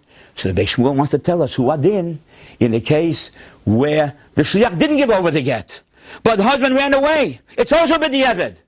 Who adin? That's pshat. Who adin? Im holach habal im dinas hayom tinasei. If the husband went to dinas hayom, not tinasei. Titenes aget, but tinasei. It's the same b'diavad. He wants up more. Give over the get then. You understand? That's a chiddush of the Beis the diktuk dak shebedachos in the Beis Shmuel. That's the chiddush of the Beis Shmuel. That even in the case where the husband, when he went to dinas hayom and the get was not given over, then we can give it over l'chatchila. Doesn't can say give it over and tinosei. That's a chiddush. I wrote this afterwards. After writing this, I found this. I was looking. I found in a sefer which I happened to have my wife Yashin from her father. It was a chiddush, Maria Cheskel Panet. I always tell people if I'll be a chassid, which I'm not, I would be a chassid of the Deja Rebbe, because I thought it is Maria Cheskel Chumash, not even in the Shuvas. Chumash, at the end of Chumash Vayikra Devarim, there's Hagoyis on what do you call it, on Ebenezer. Putting this for him. Wife Yashin, but father, he was nifta. I was putting it all the way on top. I don't look at Maria Cheskel. It's not. I don't understand it. I saw it. Ebenezer interests me. That's my Ebenezer. That's my cup of tea. So I saw Kufmam Ches. He says the same thing. I wrote down the words of Maria Cheskel. He writes the exact same words. He says it's a diuk on medayik from Beis Shmuel that taka if the get was according to the case of Moshe, if the get was given over to a shliach and the husband went b'dinas hayom, then Tinosein, but Tinosei, Tibet. So anyway, I wrote this tshuva, but it's a very flimsy thing. Not all the poskim, Beis Shmuel himself says it's all chiyun. But from the second Beis Shmuel, I see that he learns taka like the Kesef Mishnah, Pshat and the Rambam, and he's giving this heta. So I want to read you what it was written. So I wrote a tshuva. This is the punchline of Chacham Ovadia. I wrote a long tshuva to Chacham Ovadia. I sent it. Ches Nissen, Tovshin Samaches, long tshuva, a 120-page tshuva. Daled Iyo, and I heard that Pesach, it was Pesach, he got it. Somebody delivered it. I said, don't send it by mail. Somebody put it under his door. You couldn't get into him, it wasn't easy to get into or anything. Just put it under his door, which they did for me. So, Daled Iyo. I wrote Ches Nissen. He got it Erev Pesach. I know that before Pesach and Erev Pesach. Afterwards he read Pesach. He asked 4 times, looked at tshuva, my tshuva. To be makel on something which is against Shulchan Aruch. Against all the poskim. He writes me Dalet Iya Lechoved Yedid Nafshi Hagoin Rabbi Ari Ralbach Shlita. B'ksav Yodai. Reisi es Hasheila Shesholach Elai. Kvoid Totorosoi. Shayla with all I wrote much more. You long tshuva. Uvi Yosh Tzorich La'ayin Hete B'Dova. Ve'efsha Shenodun L'Kula. He's not saying he's masking with me. Ve'efsha Shenodun L'Kula. Didn't tell me anything. Yoyel No Kvoid Totorosoi. Limsoch Esaget Li'isha Behegden. I understand what's happening. In other words, he felt that if I feel it's a halacha, he's not saying he feels it's a halacha. I found this piltzak tana, and I feel he could be soymech on the diktuk in the Beis Shmuel, that even if it's any b'diavad, in other words, which was our case here. Husband, we didn't know where he was. She was in Israel, we didn't know where he was in America. Had that get which was 6 years old, and there wasn't the bezin. They rejected it. They said she lived with him. The Toyin said she was not moida, but Nishachta, or her bar koyach Aboni said, okay, but they were talking about the money then, but there was no get. So Yoyel no kvod limsos a get liisha behekdeim. Va'achakach nodin bedova. Then he said, write me a tshuva. Yasha koyach, I'm not finished. Yasha koyach lekvoy torosoi shechas al igun bas Yisrael. Ayasha chelei lo raisa. Boy kora rabo uva'avas oilam. Ovadia Yosef. I gave over the get. I got this, I remember, on a Motzei Shabbos. now bin ich nicht. I understood ganz gut. He probably figured if I feel it's halacha, because I write my letter, it's only muskel rishon. I have to have a haskoma. I have pshoshes. You understand? But he said, give over the get. So I gave over the get. After I gave over the get, I remember I was leaving them for Amsterdam. It was Motzei Shabbos. I got this in the mail right after Pesach. Motzei Shabbos. A week later, I was going on a 12 o'clock flight. I got it at 9 o'clock at night. I got it, so I called. When I got to Amsterdam, I called her up Sunday. Immediately, she couldn't come to America. Come to Amsterdam. I took the get with me. She came Monday morning. I made him a shiva on Monday morning. And then I wrote a letter back that I bossed the get. Oh, I understood. He writes me back. Yud Gimel Iya Tovshin Samaches, which was the end of that week. Iyanti B'Psak Hadin Elyon L'Mayla. That's the Psak Din, the 20-page Psak Din. V'Acha Ho'iyon B'Divrei HaPoiskim Nira Lefi Aniyas Daiti She'cholim Lishmoich Al HaGet Hanal. In other words, the first he says, I gave over the get, you can be soymech. In other words, the reasons I gave were the diktuk in the Beis Shmuel, yes, lishmoch al zeh, even though it was a diktuk kolish ma'oid, but for a woman, for an igun. Ledina. Ve'shichom nishmoich al haget hanal ledina. It's a halacha l'maisa. Give me soymech what I said. Ubefrat la'acha shenimtza get le'isha kedas. Then it's truly, since I felt it was good. And I made a mesira, not because I was sopping, because I went koich that and I felt it was good. So now, second thing he says, but then he says, once I did it already, so then everybody says, no, Bezin can't give over again. Husband can go. A shiach asks Bezin. That shiach means I hold the get, not the shiach. But it was given already. That's a din person should know. That's really why. V'af yodai tichoin im harav hapoisek. That's me hanal. Yofedon yofahoire. That's the main thing he writes. Yofedon yofahoire means he's masking. Bekoicha detera. Yofedon yofahoire bekoicha detera. V'chol mindain smuche leno. So got a big haskama. Lo'or ha'amur yesh loseis ma'isa bezdin lo'isha kedas Moshe v'Yisrael v'yagdil toira v'yadir Ovadia Yosef. That was the end of the parsha. What do we see from here? I want to just be kitzer. What do we see from here? We see from here not only koicha detera, the zugang. In other words, there's a problem. Can't just give over a get. Can't give, even the best scenario with a shliach can't give over. You're not allowed to. In this garsha, I can't tell a shliach go give a get. What I tell, go give a get, but I say it. What do you mean? You can't. If it's given by the husband, the shliach gives it anyway. But since he saw probably that I wanted to be mitzadel hetera, even though I wrote what I'm writing is not. He said it, do it on my own achayis. He didn't give me his places. He said, do it on my own achayis. That's what he's basically telling me. Yes, the has a get, but he'll be done nothing but afterwards. So that, once he sees probably a rav was roy, and it's done, and he gives over me koichoi, then he's masking lahalocha.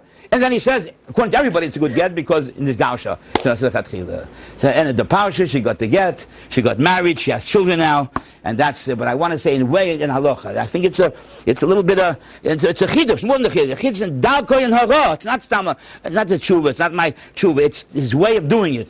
But if he wouldn't have written me to give over the get, I wouldn't have given over the get. I wrote my halacha, I wrote my letter to him. All right, because I'm saying a svara, it doesn't mean what I say is right. It doesn't mean you understand because I say a mice. I write very, it's only muskel rishon because me noim and nasa mice because I give a svara, a diktuk and a Beis Shmuel. Who says you do halacha the mice based on that?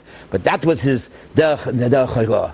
So he's a baruch to the schus im misas hatzadikim and goinim oilam. Take kapora al kol am Yisrael val mishpachto yamein v'amein. Ayash koyach. Continue with the next speaker, Rabbi Tzal Rudinsky, Marda Asra of Avas Yitzchak in Monsey, New York. He's Rosh Hashiva in the Rosh Koil Lahira, also in Monsey, New York, of Ruvain, Mechaber Meni Svarim, one of the very notable, vibrant, and driving forces of the poskim in that arena of the Monsey and some other county, I forgot, upstate. Rabbi Tzal Rudinsky will be the next one, please.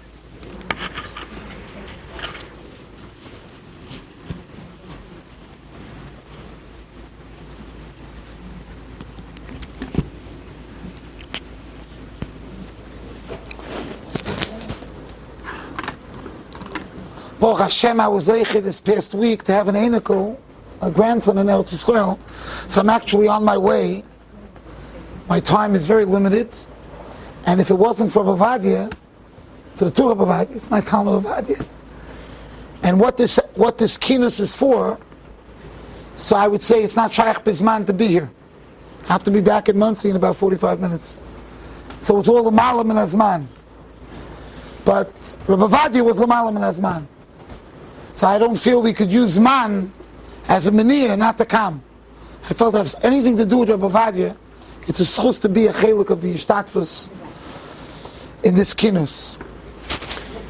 Normally when you speak on a Yom Zikaron, you say over Torah, so you try to find that there's a gedank, something, a thought, halachic concept, agadic concept, that the person, that the niftar said, Sfos of Doivavos, Agura Boilech Olamim.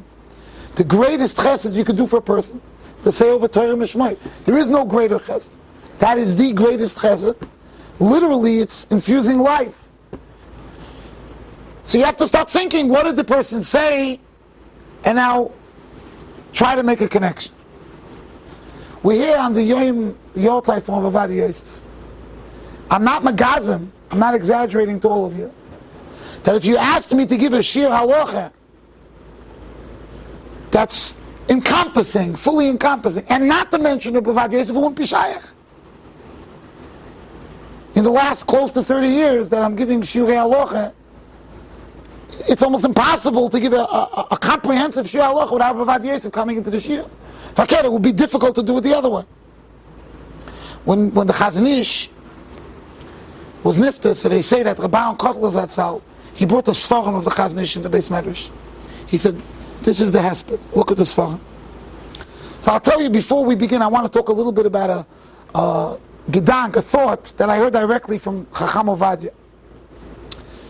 But before I tell you that, I want to tell you what this... So Baron brought in the Chazon Ish's Sfarim, he said, this is the Chazon Ish. This is the biggest hesped of the Chazon Ish. Look at this Sfarim. So I was asked by a group, I was in Eretz Yisrael. This goes back a number of years ago. And the Talmidim, they were learning Gittin.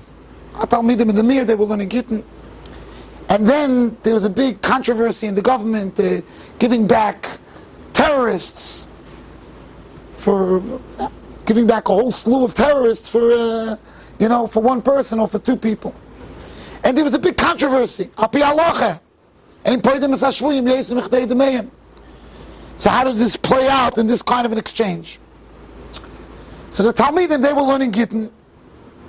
In Bekiyas, they were learning Parakan Nizokin. So they were interested I should give them a shir on the topic. So I said, okay. They came to me, it was a Wednesday. They would like me to come to shir. I'm going to leave Wednesday night, I'm going to give a shir. I'm walking with a Talmud down Meir Sharm. And I tell him, it's interesting, I'm Mitzvah Hashem, I'm going to give shir on this topic. I said, it's funny, this is the kind of topic I would always mention of Ovadia Yosef. On this type of an Indian, I would mention of Ovadia Yosef. So it's interesting. I don't think in the Abiyah email, I don't think there's a tshuva on this Indian, this specific Indian. It's going to be a chiddush. Punkt to this Indian, there's no tshuva from Rav Ovadia. This is a ma'aser shor. I'm walking down Meir Sharm. As I'm walking down Meir Sharm, there's a store, a Meichas Sfarim, and he has over there the new Sfarim that just came out. So I see the Sefer sitting here. It's called Masa Ovadia. What's Masa Ovadia? These are tshuvas that were not printed in any of Rabbi Ovadia's Sfarim. These were said in the Kinus Torah Shebal Peh. Ovadia came to speak in Mosad Rav Kook and other places. They were never printed. Versteht, I bought it without knowing what's in it. So something from Ovadia, I bought it. So I buy it. I'm walking towards the yeshiva to give shir. I look at the back. There's 45 pages on the exchange, terrorists. 45 pages on this topic. This is my... It's good, by the way, I'm not promoting the Sefer. I have no stocks in this Sefer. Rabbi Ovadia has the stocks. Whatever I learned this from Ovadia stocks. This is 45 pages just on this, from Tofayin till Tov Kuvav. It's straight, just on this topic. And Taka, my shir changed because of this. He had here a Hamik Shaila from the Shiltis with a Nitziv, with a Shama Avram from Palach, Kedarke Bakodesh. He was Malakat Bashoshanim. But this is Dasa Ovadia. There's no Chelek in Torah that. But the bigger moifus of Ovadia is how, not just his Torah, how much he was mashpia on Klal Yisrael. People talk about the Levaya. He was a Levaya of the century. He was a Levaya. I knew when I was growing up, Levias, if you had 5,000 people, even as a Khan Rosh Yeshiva, that was a big Levaya. Then it grew. Then I was by Rav Moshe's Levaya. That was a whole new level. Rav Moshe's Levaya. They say by Ovadia's Levaya, it may have been 1 million people, or 900, what the numbers were. To me, the bigger Chiddush is not the Levaya. The Chiddush is the Levaya that's still here today from Rabbi Ovadia. There's still a Levaya. There's still a Levaya going on right now. When I go to Eretz Yisrael, and I go into a cab, and the driver looks like he's totally unaffiliated, and I try to find something in common with the driver. I say, no, I'm Ovadia. Chacham Ovadia, he starts kissing. I don't know what he's kissing, his mirror. But I say the word Chacham Ovadia, all of a sudden, the whole car turns into Beis Medrash. Yeah? The hashpah that he had on all types of Eden is nervayim. So I'm going to share with you a machshava, nahalacha, which I was able to talk to him about. It's in Birchas HaTorah.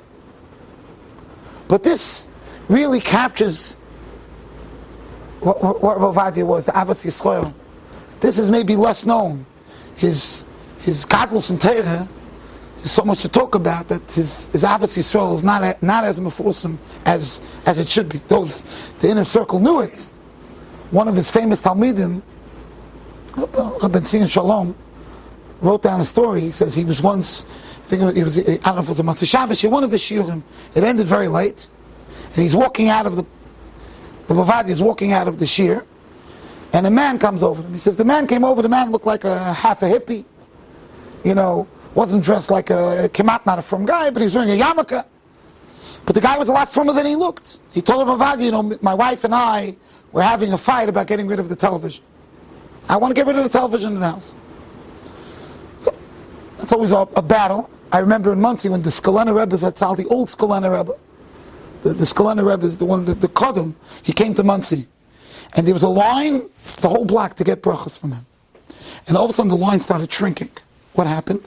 As the people came out, they were telling the people waiting online that the Skolena made a t'nai.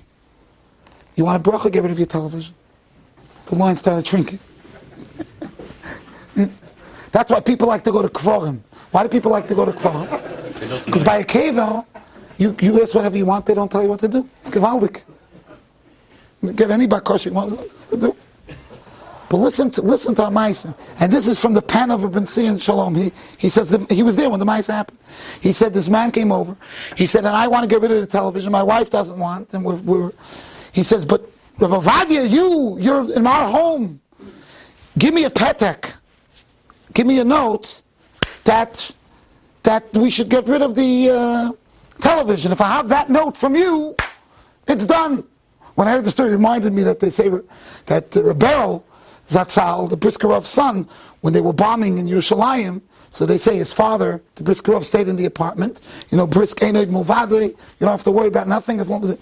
And he was learning, and Rebel told him, you have to go into the basement. You have to go into the miklat. The bombs are coming down. And the Briskerov was just sitting on the couch. Rebel knew the only eight is he has to go to Rabbi Zalman.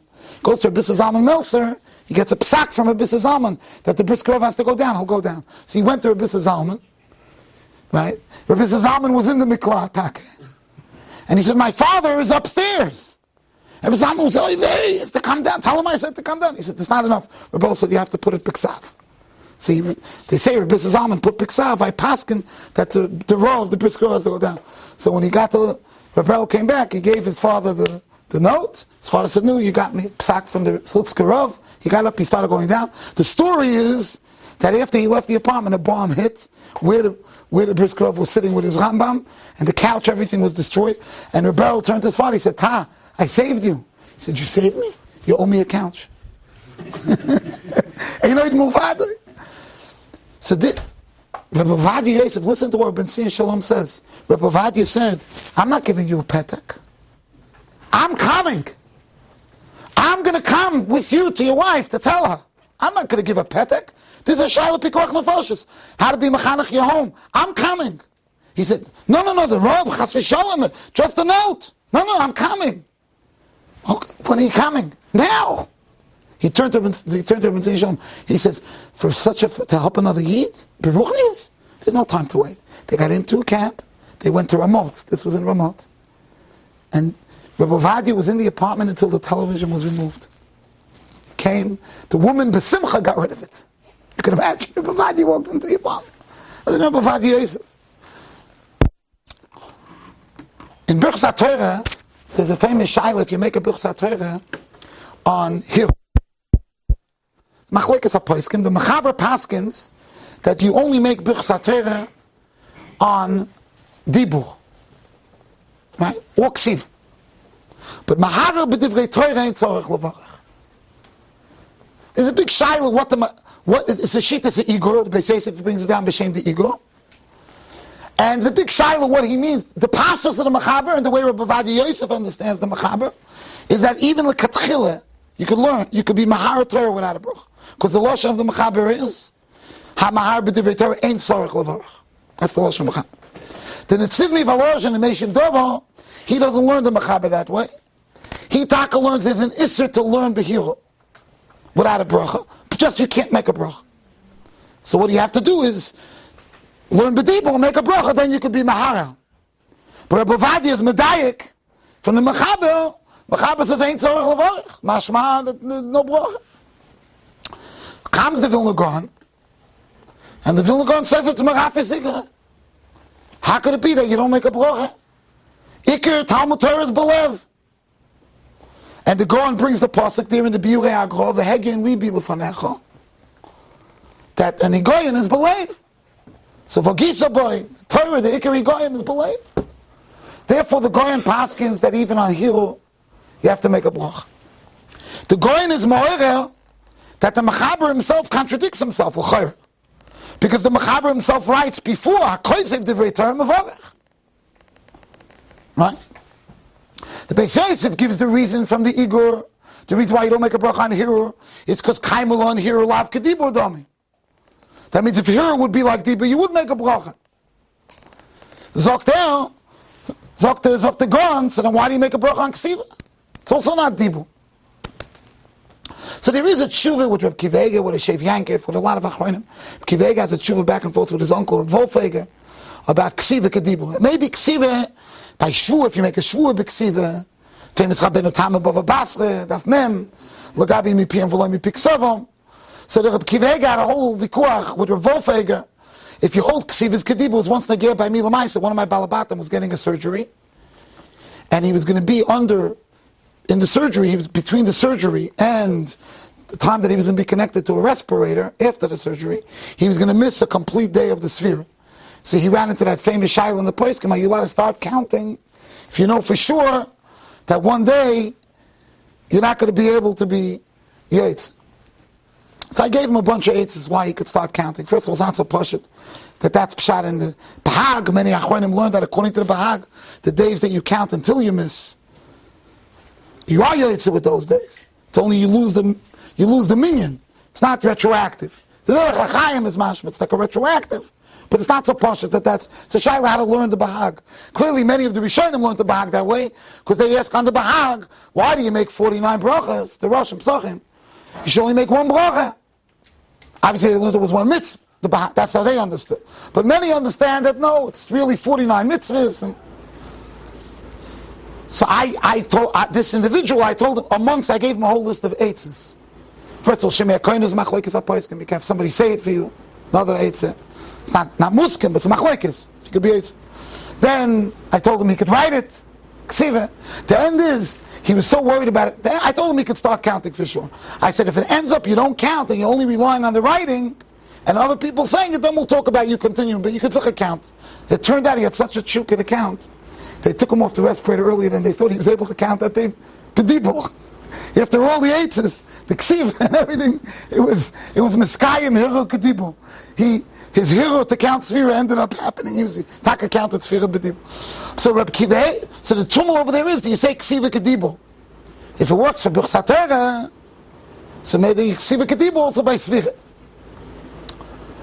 But the question is, the Goren's question, is a tremendous pella.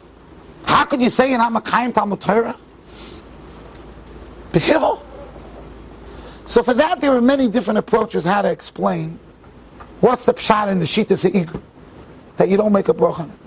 So they range. One teretz could be is that you don't make a bracha on machshava. Some of the Achronim understand that. You don't make a bracha on machshava. Memela, it's not pshat that you're not makayim Talmud Torah. Avadi makayim Talmud Torah like the goyim b'machshava. But on a machshava you don't make a bracha. So the reason why there's no Birchas Torah according to the Igor is not because you're lacking in your kiyum of Talmud Torah, which the goyim is screaming, V'gisabo, you're makayim, you're makayim. But even though you're makayim, it's still not l'maisa, it's still b'machshava. No different than bittul chometz, that the Rishonim say you don't make a bracha. One of the reasons you don't make a bracha on bittul chometz is because it's belev. So wadin over here, it's belev. That's the explanation that some want to say the pshat in the machab. The problem with that is that there's a famous Ozerua, and the Ozerua asks, why don't you make a bracha on emunah? Which is belev. And the answer the Ozerua gives is because emunah is a mitzvah tediris. You're never allowed to be mafsik in your emunah.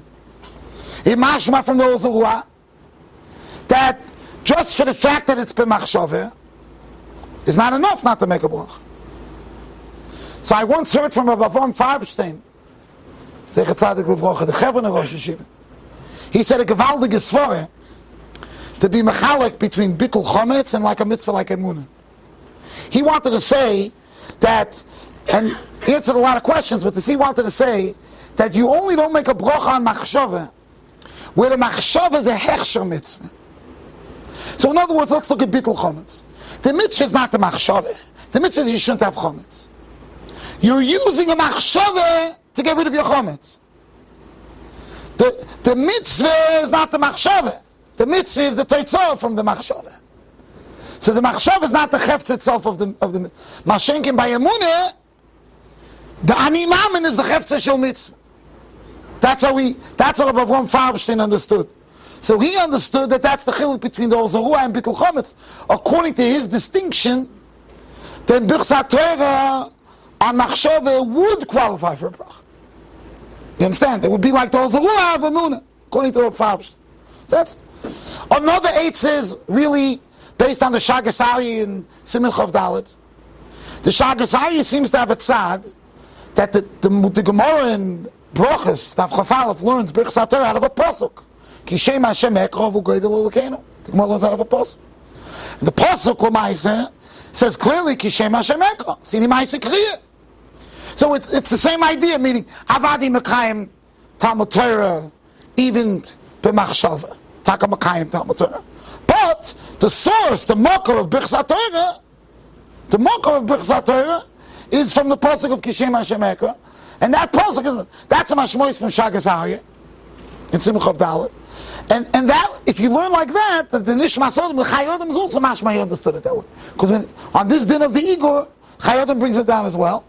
And Nishmas Adam, he brings down the pasuk of Kishem Hashem Ekra. So mashma, he understood that's not pshat you're missing in the mitzvah of Talmud Torah, but you're missing in the makor of the bracha. Rabbi Ovadia Yosef, Zecher Tzaddik Levracha, had a ha'or on this Shagas Aryeh. His ha'or on this Shagas Aryeh was that true, if you hold like the Rishonim that Birchas Torah is the Raisa, right? So then you could say that this pasuk Kishem Hashem Ekra is only talking about such a situation. But if you learn like the other Rishonim, many of the Sfadim are noted to learn that Birchas Torah is not the Reis, like the other Rishonim, all Birchas Torah is not the Reis. Some are medayik like that from the Mechaber. It's a question whether the Dik and the Mechaber is 100%, because Mechaber is by Birchas Hanenim. And he says all the brachas are the Rabbanon except for Birchas Hamazon. So some are medayik from that Mechaber, that even Birchas Torah is not the Reis, according to the Mechaber. But Lamaisa, the Rebbe Ovadia is asking if you hold as a complete mitzvah of Talmud Torah even b'machshava. So then, why wouldn't there be a brichsa mitzvah midrabanan to make a bracha on Torah b'machshava? Why would it be different than any mitzvah? All the takana of brichsa mitzvahs. Again, assuming that on machshava you can make a bracha. If you can make a bracha machshava b'chlal, there's no question. Assuming you can make a bracha machshava. The only thing is we lack this link to the pasuk of Kishem Hashem Ekra. Fine. But Lamai said we have a takana of brachas by all mitzvahs. The drishas mashmanachos krishman, that there's some kind of an issa. Like the bracha is like matter the mitzvah. Yerushalmi is also mashma like that. The bracha, it's not just there's a mitzvah to do with a bracha. Obviously if there's a suffix bracha, there's no issa to do the mitzvah without a bracha. But b'chiyai gavna, where there's a chi of bracha, the bracha is like a matter of the mitzvah. You have to. So Ovadia is asking, you should have to make a bracha.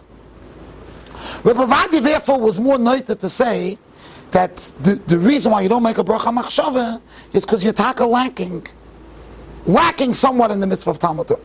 The Pnei Yeshua taka in brachas daf tezvov seems to learn that there's a chesoren in the Talmud Torah when it's not b'dibur. Dibur's part. Shulchan Aruch Harav takes even a further leap. The Shulchan Aruch Harav in Hilchos Talmud Torah Perek Beis, he goes so far to say, it's a very interesting lashon he uses. He says, if it's possible for you to be moitzi b'peh, then you have to be moitzi b'peh. If you're thinking and the talking and the thinking are contradicting each other, then it's okay. But so long that one could be moitzi b'fiv, then he must be moitzi b'fiv. There are many achronim who make a distinction between Torah Shebiksav and Torah Shebal Peh. That by Torah Shebiksav the ikar is the dibur, and by Torah Shebal Peh it's not. But the Shulchan Aruch Harav is not only talking about Torah Shebiksav, he's talking about Torah Shebal Peh as well. And he says this idea that if it's possible to do it b'peh, then that's the only way to be mekayim it. That's the only way to be mekayim. Rabbi Ovadia Yosef quoted that Shulchan Aruch Harav, that there's something lacking in the Talmud Torah. But then he said a fascinating idea, Rabbi Ovadia. It's a fascinating idea. He wanted to say, and there's a little bit of a diak from a maral to this concept of hisaskus b'Torah. There's a diak from the maral. He wanted to say like this. He wanted to say that the bracha that we make by Talmud Torah is not just b'mitzvahs Talmud Torah. The bracha is lasoik b'divrei Torah. He said, HaTorah tzricha liot eisek. The Torah has to be an eisek. You have to be eisek in Torah. Torah is not just you have to be as involved as you could be in Torah. There is, and that's pshat how we learned the Shulchan Aruch Harav. So Shulchan Aruch Harav saying, how does Shulchan Aruch Harav hold? Does he hold like that there is a mitzvah even believe or not a mitzvah even believe? Shulchan Aruch Harav says, well, it depends. If you could do it b'peh, you must do it b'peh too. If the b'peh is monei yemachshaveh, then don't do b'peh. What is this? What's this pshat? So the way Rabbi Ovadia wanted to learn is the mitzvah is la'asok b'Torah, to put your whole, including your talking, v'dibarta. Everything has to be in Torah. If the peh is moneh de'esek, then that Shulchan Aruch Harav means, okay, so then the esek is not to use your peh. But so long that the peh is not moneh de'esek, you have to be mitasek b'Torah. And then he said something which I found fascinating. I was there with a couple of chaverim, and they were as bewildered as I was. He says, "Ani lo afilu mevin." He says, "I don't even understand how it's possible when you're learning not to move your lips." You're exploding from there. A Talmud of mine showed me a video clip that I kept on watching again and again because it gave me such chizuk. A video clip of Rabbi Ovadia Yosef, Zecher Tzaddik Livrocha, and Rabbi Scheinberg, Zecher Tzaddik Livrocha.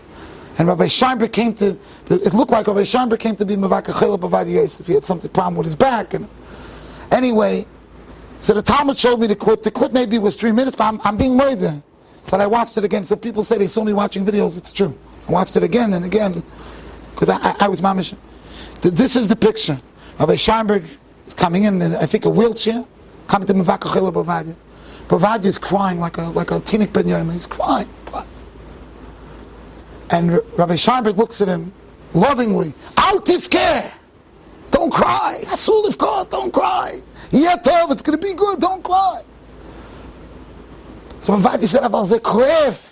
Hagav ze koev. It's hurting. So Scheinberg said, Asul lifkot. I don't know what answer it is, but it wasn't Shabbos. Asul lifkot. Yeah, Tov. Hakevim. So Ovadia says, Ani lo koev al hagav. I'm not crying for my back.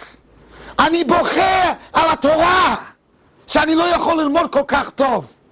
When my back is hurting me, my learning is not the same. I'm not crying about my back. I'm crying how much it's affecting my learning. That's all I'm crying. Rabbi Scheinberg said this could happen in the Gemara. Rabbi Scheinberg says, Im al doka bochis, shapeka bochis, ubochu tavayu. And these two Gedolei Yisrael started crying together in concert. They were crying together. Can you imagine? This is, you could see it, it's available. I don't want to tell you where it's available, I don't want to be able if the evil is sit in Michel. But it's available, this video. It's Neurav Oyim, you see this. So the Rabbi Ovadia Yosef couldn't even understand how a person looks at the Gemara. והוא לא מדבדב, האדם צריך להתפוצץ מהתורה. It should come out of every Adam. These were Gedolei Yisrael. Rav Shach Zatzal, I was once by a shir by him in Bnei Brak, and he said, if this was a Talmud Chacham is, you know what a Talmud Chacham is? Rav Shach said, as mishnaitem in halb, if you cut him in half, Blut kommt nicht heraus. Blood doesn't come out. Shas kommt heraus for them. Shas comes out of it. You cut him up, Shas comes out. That's the way we felt. I can't give it over the way we felt when we spoke to Rabbi Ovadia. But I'm just telling you what he said. He said, Adam tzarich litpotzetz me'atorah. But then he ended with a different idea. He said over a Shev Yankif, which actually Kivega brings down the Shev Yankif. He says, Zeh chaviv biyoter, the Shev Yaakov. The Shev Yaakov, that made him most excited. What made Rabbi Ovadia excited? The Shev Yaakov says, Rabbi Kivega brings down a Shev Yankif. Shev Yankif says that the reason why you don't make a bracha on machshaveh is because the Torah says, V'shinantom levanecho. The Torah has to be able to be given over.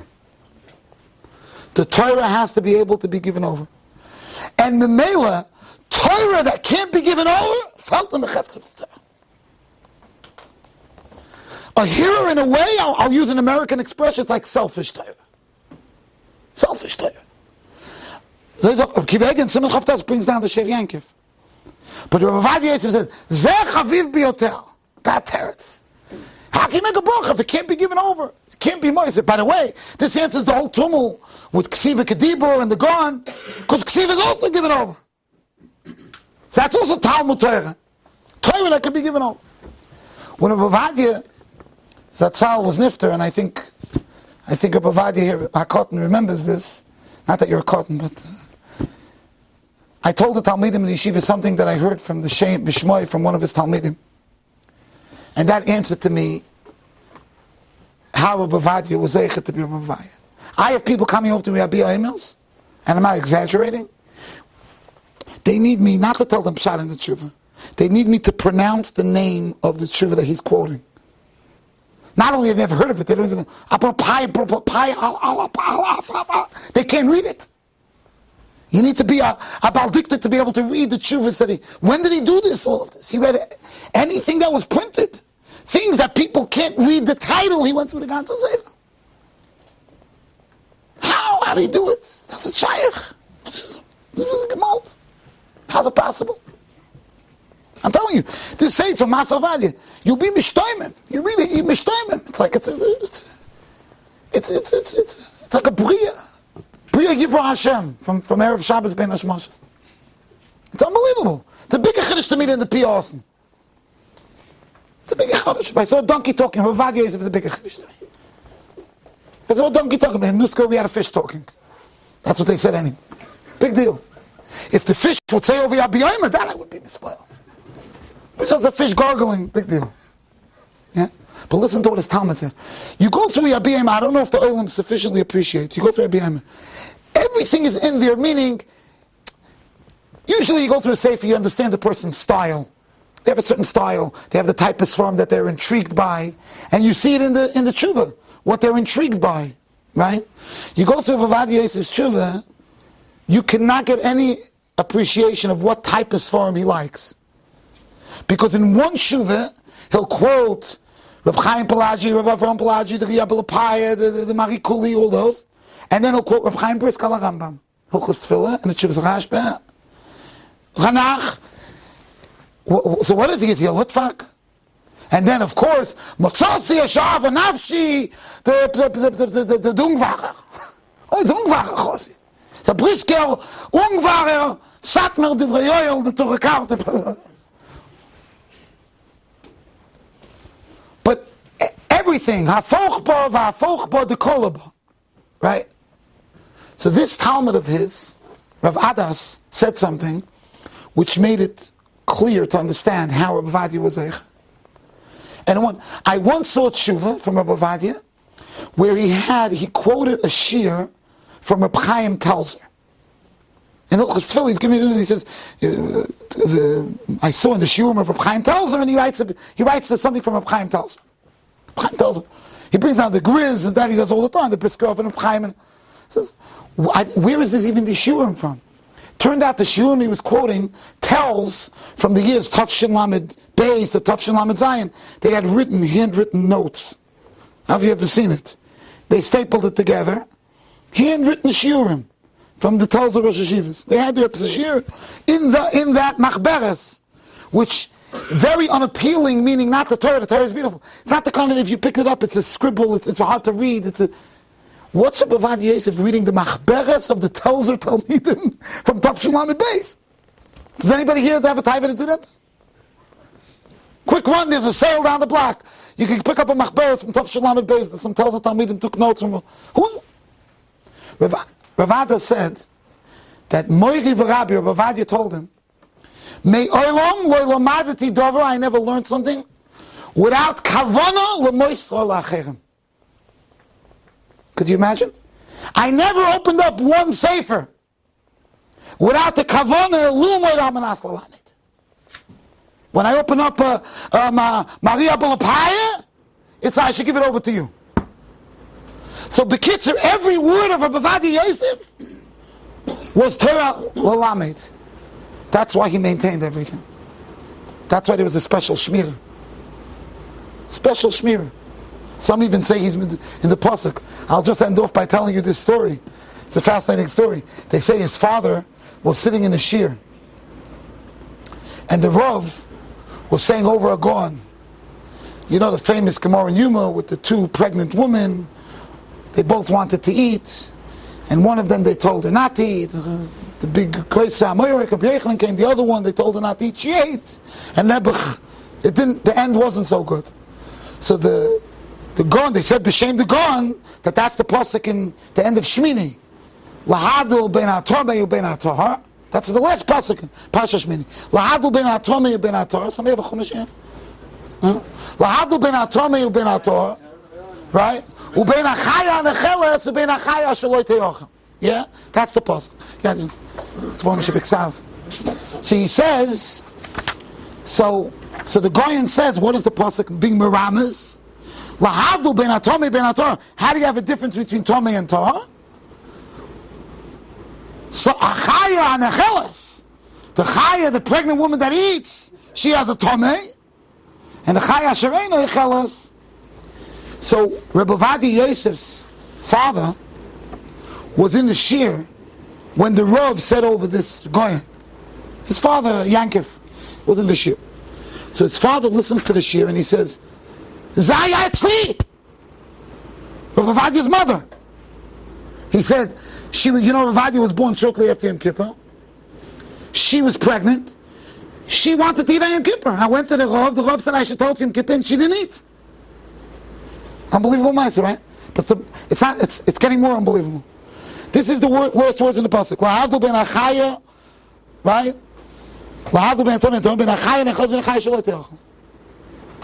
Simin, Tzadik Tes Psukim, Simin Ovadia. You're not finished yet. What's the first words in after Yosef? Simin Ovadia Yosef. So, you could find many simonim. Ovadia min ha-Torah minayin. But I'm telling you that if somebody learns Torah, and his das is that everything I'm going to learn, I'm going to give over, that's the biggest shmira you could possibly have. And that's why when we were talking Birchas HaTorah at the time, he said, Zeh chaviv biyoter, the Shev Yankiv. Because the Shev Yankiv is he's saying that it has to be Torah that you could give over. So I would ask all of you, we have a kinus here, the Kavod of Ovadia, we should makabel on ourselves. To every day in our life, we should try to inspire other people. That's the biggest oil. And I'll tell you the last point that he said, Oisek, he said a big chiddush of Ovadia, because halacha l'maisa will just end off with that. Oh, it's late already. You know what? Okay, I'll just end off with this halacha l'maisa. What's the halacha if you listen to a shir on a tape? Do you have a chiyuv to make a Birchas HaTorah? Today you do a lot of listening, right? Do you make a Birchas HaTorah on that? Okay. So according to the Goan, of course you make a Birchas HaTorah. Mahara, thinking and learning, right? Unless you're not even thinking, this is different. Assuming you're thinking. I once had a Baal Boss, he told me he has it down to a science. He has his Daf Yomi with CNN and everything goes all together. Takvei Kohen with CNN. Oh, I don't know how you do it exactly, but he was a big Kohen. He could do both, Takvei Kohen. So according to the Kohen Zicher, if you're listening to a shir, the Sharei Tshuva says that you make a brach because it's Shemei Kohen. If you're listening to a shir, Shemei Kohen, you make a brach. If you're listening to a tape, so l'chayr you should make a brach. L'chayr, because it's here. You can't be Shemei Kohen on the tape, just like you can't be Yetzirah brach on the tape or Megillah on the tape. Even according to Moshe, a suffix by a telephone, right? It's not by a tape. But Moshe has a suffix by a telephone. The Gilyoni Hashas and brachas, right? But on a tape, he's not, right?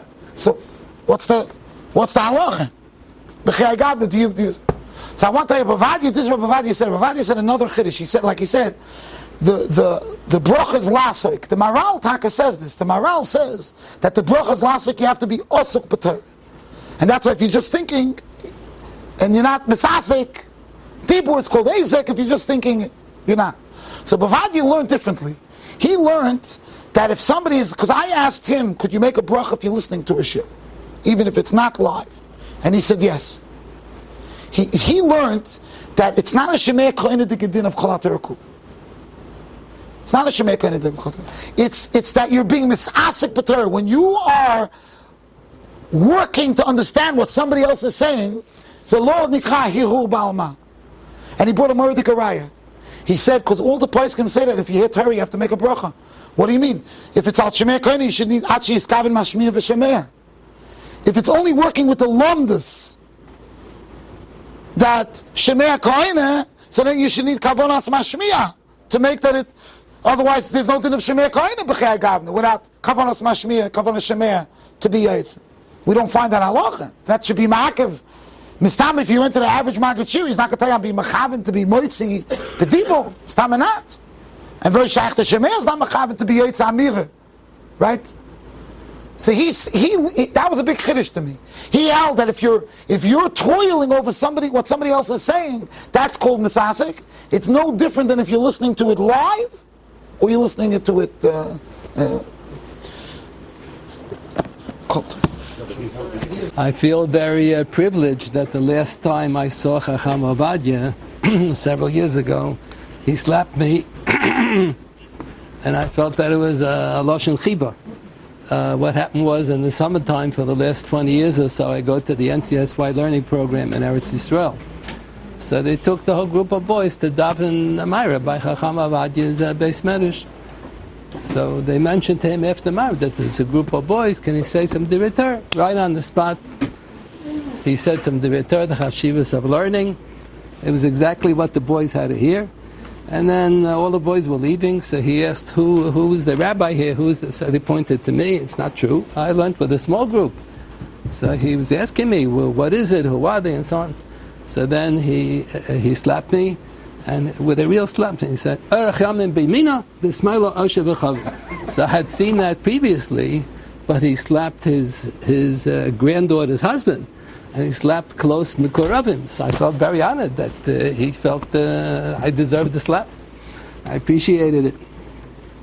For many years I had 7 volumes of the Abi Omer, but recently a friend of mine gave me the whole new set of the Abi Omer till Chelik Yud. I don't have Yud Aleph yet.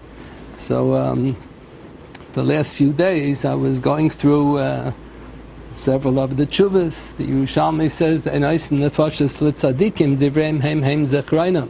that by big Tamid Chachamim you don't make big matzevas, because the purpose of the matzeva that people should remember the nifter, and by Tamid Chachamim we're going to say over their Torah, so that's how they will be remembered. Chacham Ovadia will be remembered not only because of the toichen of his tshuvas, he will be remembered because of the beautiful style.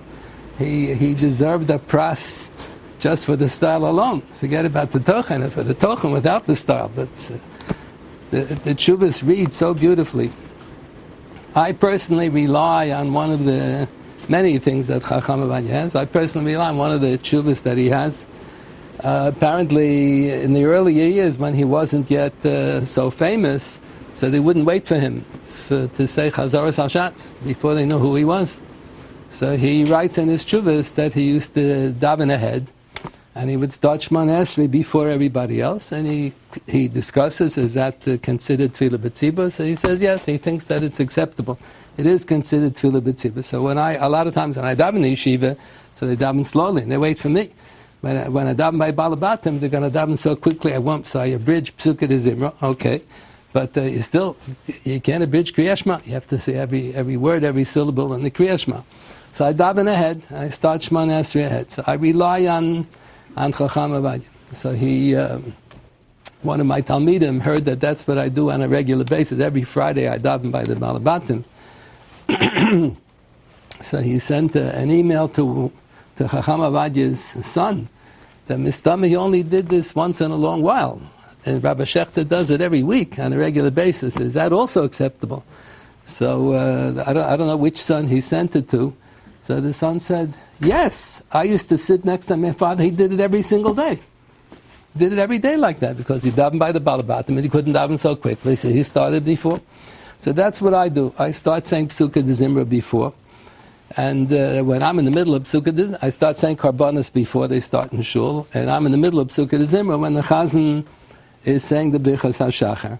So Chacham Ovadia has another tshuva about that. He quotes a Machlokes Achreidim, is it permissible to answer Amen on all brachas in the middle of Psukkah de Zimra, or only Amen on Yehei Shmei Rabbah and Amen after Li'elim B'kol B'chos? So he's Machriya L'Halacha, like the Roiv HaPoskim, that every Amen is permissible. So that's what I do also. I rely on Chacham Ovadia. I answer Amen to all the 15 Birchas HaShachar and to the Birchas HaTorah, I daven by the Yekes. So the Yekes say Birchas HaTorah before Ezer Mekayman. So I personally rely on his tshuva. When I was in Avelis for my father about 10 years ago, so I had to say Kaddish. So I couldn't daven. So I couldn't daven for Anam, but that was out of the question. I can't daven so quickly. And you can't bridge the Psukkah de Zimra if you're the Shliach Tzibur. So I would just say Kaddish. I wouldn't daven for Anam. So the Shaila was, but I'm davening ahead of them, so can I say Kaddish in the middle of Psukkah de Zimra? So there's also a Diyun and Achrayim. So the Shari Tshuva next to the Beheitiv says you can say Kaddish middle of Psukkah de Zimra. Chacham Ovadia quotes some Machlokes about that. So also, that was my practice as well. I'd recite Kaddish in the middle of the Psukkah de Zimra also. It's interesting the way he presents it. He says that you're permitted to be mafsik mepnei hakovaid in the middle of Psukkah de Zimra, like bein aprokim. And since reciting Kaddish is mishum kibbur aviyim, so that's called mepnei hakovaid. I thought that was an interesting way to present it. That the Shari Tshuva doesn't give that hezmah.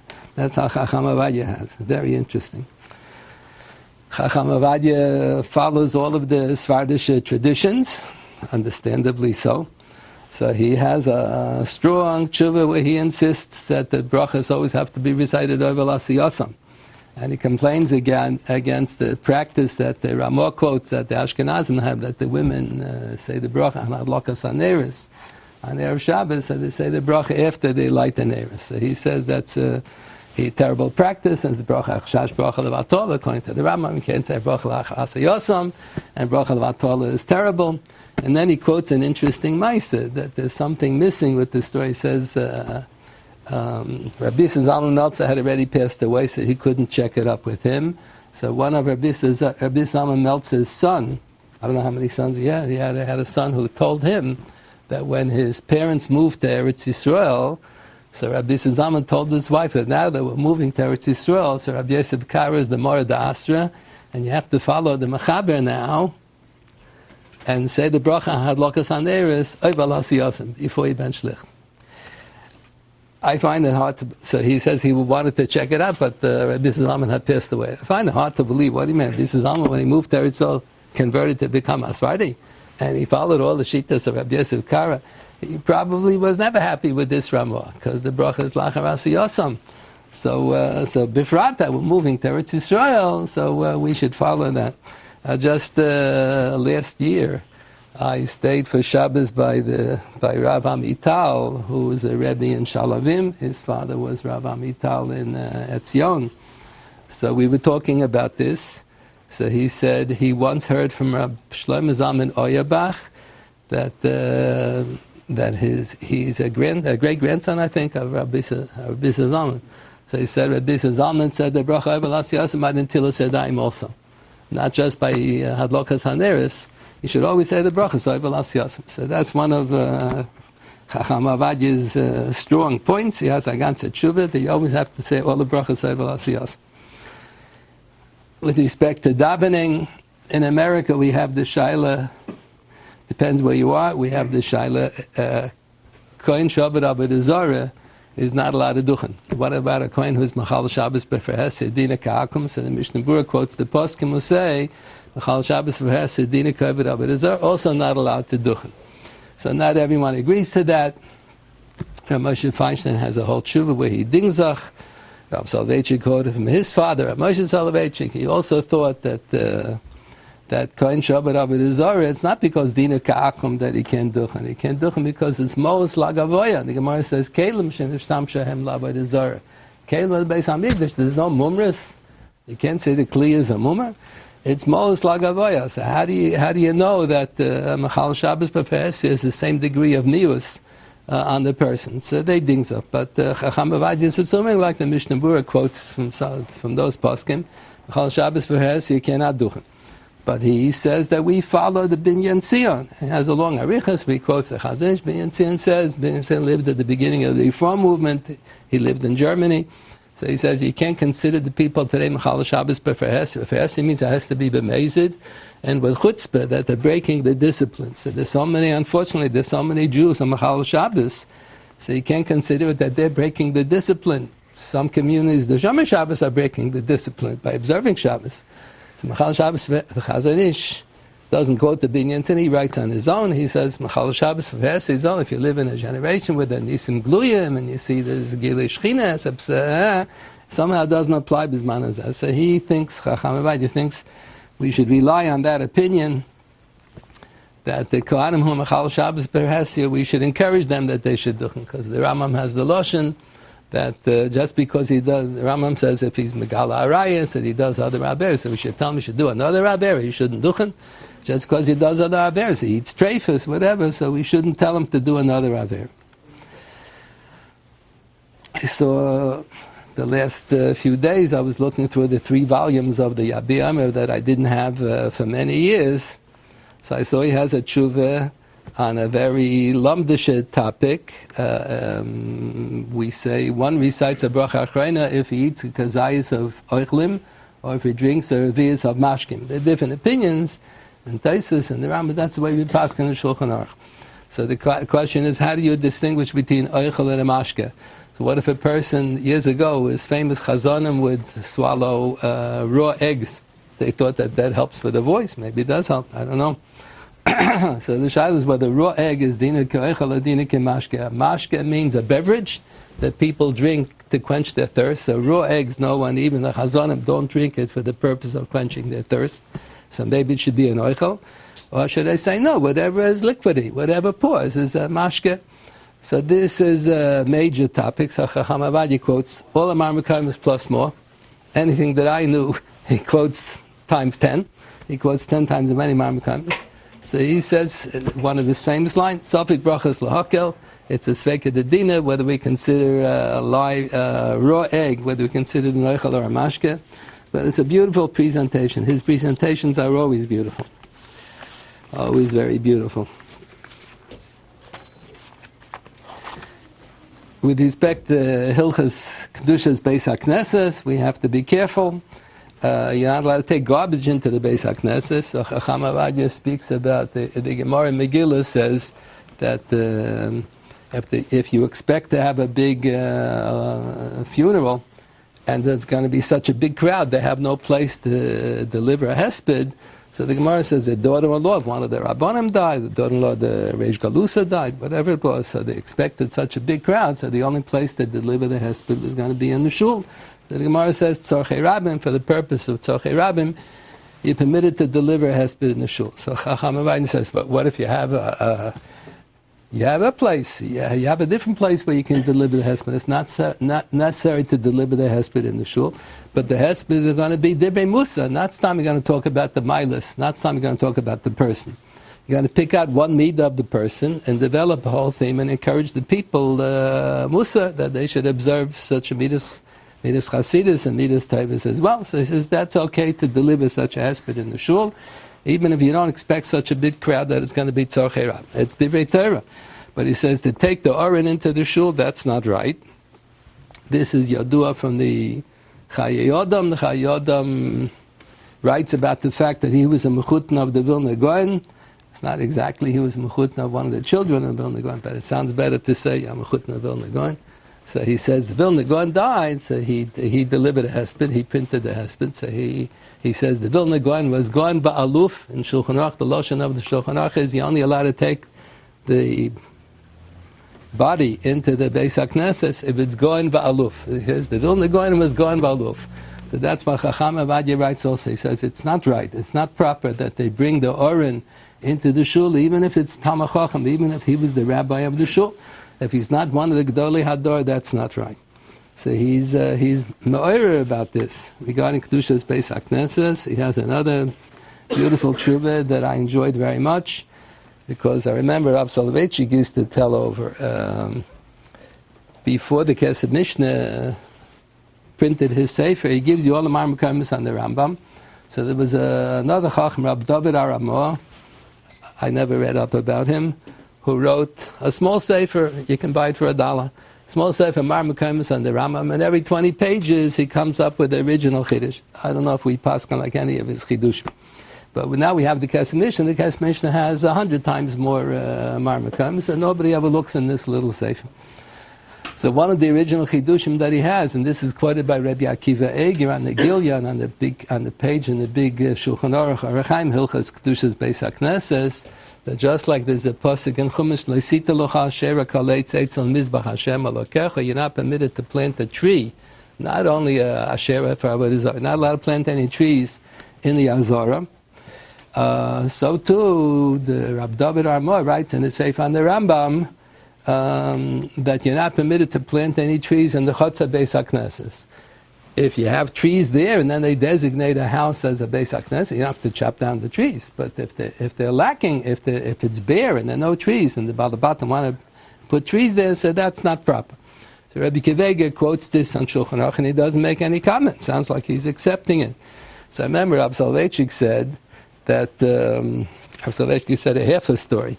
He said that when a new Rav is appointed in a community, the practice in Europe was he didn't always follow everything that the previous Rav set up. He said the common practice would be that the new Rabbanim would always introduce some new Hidurim and Nishtar Mechiras Chametz. Like in Eretz Yisrael, every 7 years, introduce some new Dikdukim and a Het Mechira. Rabbi Yashiv came up with a Chiddush, and every year Rav Kook came up. Rav Kook wasn't the first one, it was before Rav Kook. Rav Kook had to do the Het Mechira because when he came from Europe, he was appointed the Rav in Yaffo, and the Rav before him in Yaffo was the one. He was the one who put out the Siddur Hagra. I forgot his name. So he was the one. Naftali Harris. So he was the first one. He had the Badat sent the Balabatim to go to Rav Tali Harris. He should make the Het Mechira. So when he passed away, they took Rav Kook from Europe. Rav Kook, that was part of the job. Where was the rabbi in whoever's the rabbi there in Yafo has to be in charge of the head mechillah. Like whoever's the rabbi in the Young Israel Flatbush has to supervise the Erev in Flatbush. Whoever's the rabbi in the Jewish Center in Manhattan has to supervise the Erev in Manhattan. That's part of the job description. So Rav Kook, it fell into his lap. So Rav Kook introduced, and every 7 years he introduced new dikdukim. So Rav Soloveitchik said in Brisk they wanted to beautify the Chotzer Beis HaKnesses, so they asked the Rav, they'd like to plant some trees. They said, not allowed to, because Rabbi Kivegi quotes Rav David Armo. Then when they got a new Rav said, right, they can't. Then when Rav Chaim Soloveitchik came, so he said, we don't paskin like Rav David Armo, even though Rabbi Kivegi quotes it. He permitted them to plant trees. Rav Soloveitchik didn't tell the whole story. The whole story is that Rav Chaim Soloveitchik married the granddaughter of the Netziv. The Netziv has a tshuva in the Meshav Dover where he disagrees with this Rav David Arma. He says, what do you mean? If you're not allowed to plant a tree in the Chotzer Beis HaKnesses, you can't make a wooden shul, and you can't have wooden benches in the shul, you can't have wooden Aron Kodesh. Doesn't only mean you're not allowed to plant trees. You're not allowed to make binyanim of wood in the Beis HaKnesses. All the Bat Knesses used to be made from wood. So he said, obviously we don't accept that Rav David Arma. So Chacham Ovadia has a beautiful tshuva where he quotes everything under the sun that's relevant. Some of the Ashkenazim make fun of Chacham Ovadia. He's just a big bucking. He doesn't say svaras. He says svaras. If you read it, he says, and then in a half a line, he'll say all the svaras that you think. He'll say, there's room to dingzach, and he tells you the kids in Nimitz why. But he thinks that it's more mustapa like this. The style is very beautiful. Anyway, so he has this tshuva also. Rav Soloveitchik used to say a lot of things b'shem Rav Chaim Soloveitchik, but it wasn't like Rav Soloveitchik told over that when his father took his first Rabbanus in Europe, Rav Moshe Soloveitchik took his first Rabbanus. So Rav Chaim Soloveitchik made him promise him with the Tkiyas Kaf that if I have a Cholim Mesukah on Yom Kippur, he won't insist that they should eat Pachas Mikasheh, they should eat regular, because that was Rav Chaim's psak. Rav Soloveitchik made a whole tzimmer, that was Rav Chaim's psak. It's not that Rav Chaim psak, the Netziv quotes that when he came to Volozhin, he was, I think, before Bar Mitzvah when he came to Volozhin. When he came to Volozhin, Nachlas David was still alive, and Nachlas David told him that was the psak HaMekubal from Chaim Volozhin in Volozhin, not Rav Chaim Soloveitchik. That was Rav Kook said over that. Rav Kook was not a fan of Rav Chaim Soloveitchik. He was a fan of the Netziv. He didn't go to Rav Chaim. He liked the Netziv shiur. I think the Netziv gave shir on Sunday, Monday, Tuesday. Rav Chaim gave shir on Wednesday, Thursday, Friday. Shabbos I did Chazor. So I don't understand how the two blended in together, but that's sometimes Minim only went to the Netziv shir, some only went to Rav Chaim shir, and some of them went to both. So this is not Rav Chaim Soloveitchik. This was an old psak, HaMekubal and Volozhin from Rav Chaim Volozhin. Anyway, so this one also, this about the planting the trees in the Chotzer Beis HaKnesses. So Rav Chacham Ovadia has a tshuva where he says, we don't accept that Rav David Armo. He says, we follow the Netziv who has a tshuva, and he quotes the Binyan Tzin who also says the same, that if you were to follow Rav David Armo, you wouldn't be allowed to have a wooden shul. In the area of brachas, Chacham Ovadia has a tshuva, beautiful tshuva, where he quotes regarding Bar Miori Hoesh, that I remember Rav Soloveitchik said when he used to visit Rab Chaim Oizer, when his parents already moved to America, so his father wasn't there in Europe anymore, so he used to go visit Rab Chaim Oizer, talk and learning with all the yeshiva guys. He used to talk and learning with Rab Chaim Oizer. Rav Soloveitchik said it was so exasperating. He said he would work a whole week on a shtickle Torah, and tell Rab Chaim Oizer, and Chaim Oizer would climb up on his ladder, pull out his sefer. Yeah, it says it beferish over here. Every chiddush that Rav Soloveitchik said, so Rab Chaim Oizer would show me, yeah, it's all printed and all that. Everything said already. So he used to shake him up. So Rab Soloveitchik said he remembered that Rab Chaim Oizer had this machlokes with the Maharsham. The Maharsham held that turning on lights on Shabbos can only be the Rabbanon, because electric bulbs didn't exist in the days of the Midbar. And you learn out all the malachas from Asiyas HaMishkan. So since the days of the Mishkan, electric bulbs didn't exist. So it can only be the Rabbanon, can't be the Raisa. So Rab Chaim Oizer disagreed, and to demonstrate that he holds that it's an Eish Deraisa, is to be mahadar to say Bar Meresh on an electric bulb. Chacham Ovadia quotes that. Then he quotes also that Rab Chaim, he quotes from other Talmidim of Rab Chaim Soloveitchik. Rab Chaim used to do the same. He would say Bar Meresh also on an electric bulb. So even though he has these two great Goyim who say like that, but he quotes others who question it, that the Gemara says that if you can't say Bar Mi'ay Ha'esh, if the Eish is covered over, if there's a cover on it. So, but over here you have a glass cover and you can see the filament is glowing through.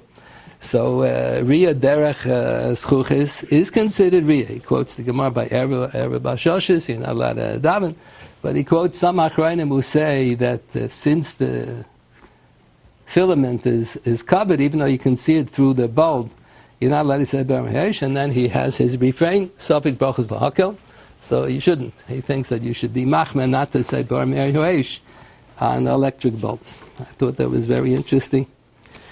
In Hilchas Shabbos, he has quite a few tshuvas about Pikuach Nefesh. This shaila comes up, halacha l'maisa. Let's say a religious person is a chayla mesukan on Shabbos, and he knows that it's Shabbos, and he's a Shem Shabbos. He asks, let's say, a single fellow, he wants his parents to come. His parents live in New York, and he's in Minnesota. He's having a treatment somewhere not at home. If the chayla requests that he wants his husband, he wants his wife to come, he wants his children to come, so Chacham Ovadia quotes many poskim who say that that's called the Sofik Sakonis Nefashis. Shalot Torah Daito Alav. He says, if a Shchid Meira wants to make kinyanim, even though there's an Isa Mekach Hamemka is only the Rabbanon on Shabbos, but there is an Isa Mekach Hamemka, so the din is if a chayla, if a Shchid Meira wants to make a kinyan on Shabbos, we can say Shalot Torah Daito Alav. So he says, poskim say, if the chayla requests that someone should come, and he understands today Shabbos, and he's a Shem Shabbos, he knows that it's Asa, so Ad Kedei Kach, that's considered a Sofik Sakon. He discusses a Machloikis in poskim, an earlier poskim. What if the chayla didn't ask? Just we know on our own that the chayla is a mesukan, so we could be mishayar that if we'll go to be with him, he'll feel more comfortable. Does that also constitute Sofik Sakon? So that he's not so prepared to be mekel on that.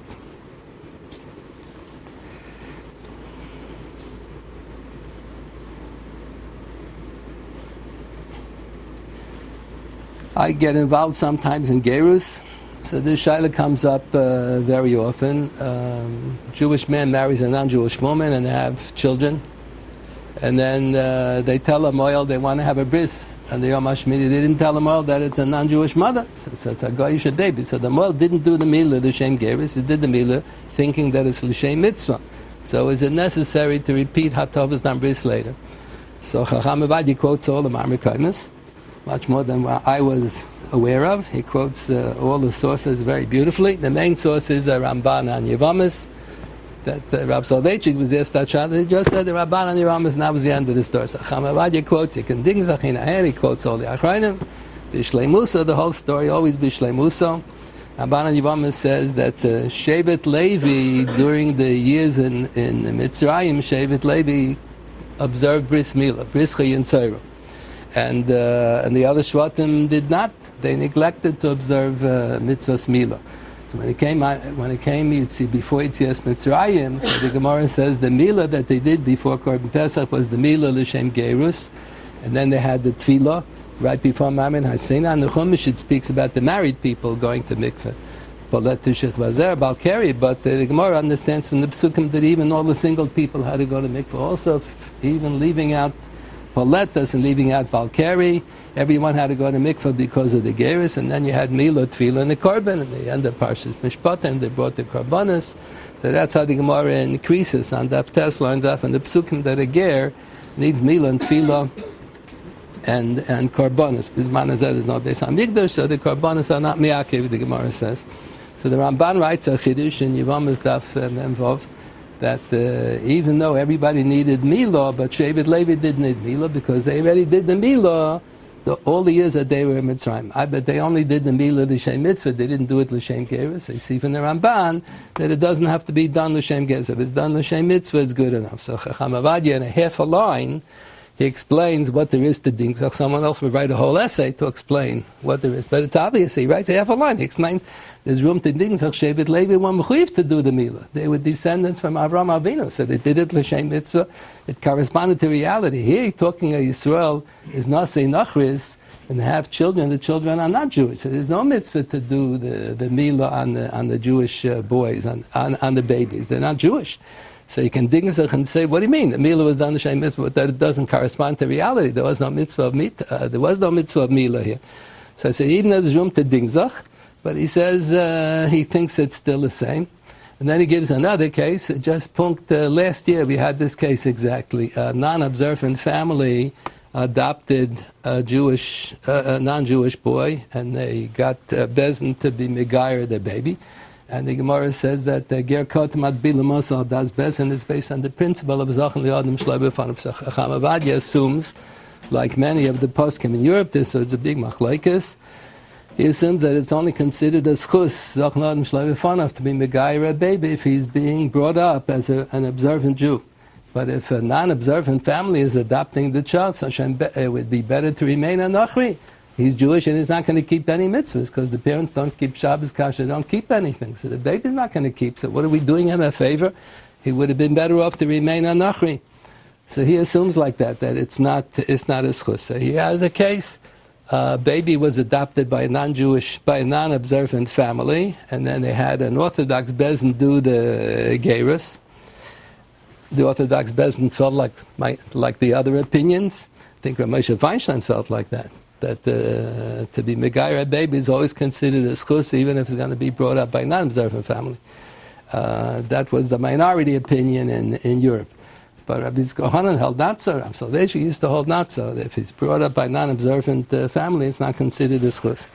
So it's not considered a schus. So then later on, the child wants to convert, then he wants to become Jewish. Would it be necessary to do atavas amdas? So he says no. Since originally, even though the original milah was done l'shem gerus, but it wasn't valid because it wasn't the schus b'shas ma'aseh, but the milah was done l'shem gerus genuk. If it's done l'shem mitzvah, done l'shem gerus, it's good. If it's done for medical purposes, not l'shem mitzvah, not l'shem gerus, then we would require hatafas dambris. But if it was done l'shem gerus, even though it wasn't valid because the adopting parents were not observant, so he paskins la'alacha. That's why we have cases like that every year. We have cases like that. So he assumes halacha l'maaseh that he wouldn't require hatafas numbers. He has a tshuva where he discusses a situation. A non-Jew came to the chazan in a community and he said he wants to become Jewish. So the chazan decided to convert him on his own. So he took him to the ocean.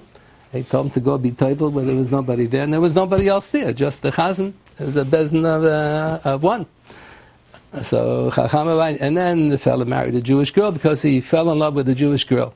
So he wanted to convert in order to be able to marry the Jewish girl, but he never kept any mitzvahs from day number one. Nothing changed in his life at all. It was just a superficial gerus because the girl's parents wouldn't let him marry a non-Jew. And then later on, he was on drugs and he got sick, and the girl didn't want to remain married to him, and she was an aguna. He wasn't able to give a get. So Chacham Ovadia Paskin said the gerus was not valid at all. Number one, there was no zero kabbalas on mitzvahs, and number two, the bezin of shlosha is likuva. So that's in other cases. Let's say we have sometimes cases a person. Sometimes you have people don't realize that we have Orthodox, conservative, and Reform. So a Reform rabbi, you look at the woman, you see that she's not a rabbi. Sometimes they don't wear a yarmulke. But conservative, a lot of times you can make a mistake and you think it's really a rabbi. You won't know the difference. So there were cases like that people came from Eretz Yisrael, and I did gerus, and before this is years ago, now everybody knows, but years ago they didn't chap that there's a major difference between an Orthodox rabbi and a conservative rabbi. So let's say sometimes you have a case where you have a ger who is converted by conservative bezin, but there was a kabbalas on mitzvahs. He wanted to keep on. He didn't realize that this is not a valid bezin.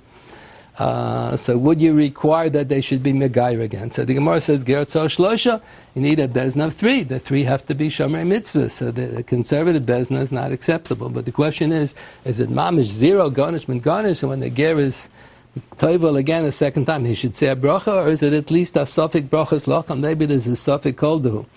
So some poskim hold that constitutes a Sofik koldahu, because the Shilti Giborim on the side of the Rif claims that according to the simple reading of the Rif and Yavamas, the Ger Tzor Shlosha is only Lahatchila, but it would be a valid Geras even without.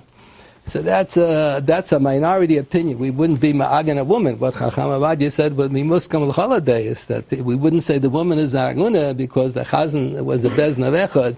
We wouldn't say that there's a chashash. But when you get to Safik brachas lahakel, that is a common practice, that many times if a person was converted by a conservative bezna, it was really sincere in the first place. It really was a kabbalah hamizvah. It just didn't realize that a conservative bezna is not acceptable. So we would probably say that's a common practice. We would probably say he should be toivel again without a bracha, because according to the Shilti Giborim, the original gerus was a valid gerus, because the bezna of Shlosha is not ma'akev. I remember Rav Soloveitchik told us an incident years ago, and I was always bothered with why he paskan lahakos asich. Chacham Ovadia quotes a tshuva from Rabbi Yosef Karo, who says the same. Rav Soloveitchik had an incident. There was the way he said it, a man from the Unterwelt, a gangster from the underworld, was married to a girl, and till he finally convinced him that he should give his wife a get. So he was pulling some kind of a stunt. They didn't understand what he had up his sleeve. He said, doesn't want to give the get in person. He's going to write the get before Shavuos, and the shliach should give the get after Shavuos. And Leil Shavuos, the husband gets up in shul, and he makes a declaration, he's mevatel get. They already gave him all the money. He wanted a big sum of money, and they wrote the get before Shavuos. They gave the get to the shliach, and the shliach was going to give. On Isra Chag Shavuos, was going to give the get to the wife. So on Leil Shavuos, the husband gets up and he's mevatel get. Someone told him the secret that there's such a thing as being mevatel get before mevatel shlichus. So Rav Soloveitchik had to deal with this in Boston. So he called in the Eidim. Who were the Eidim? People in shul. He made such a declaration in shul. So there was a hakchasha between the Eidim exactly what lashon he said when he was mevatel get.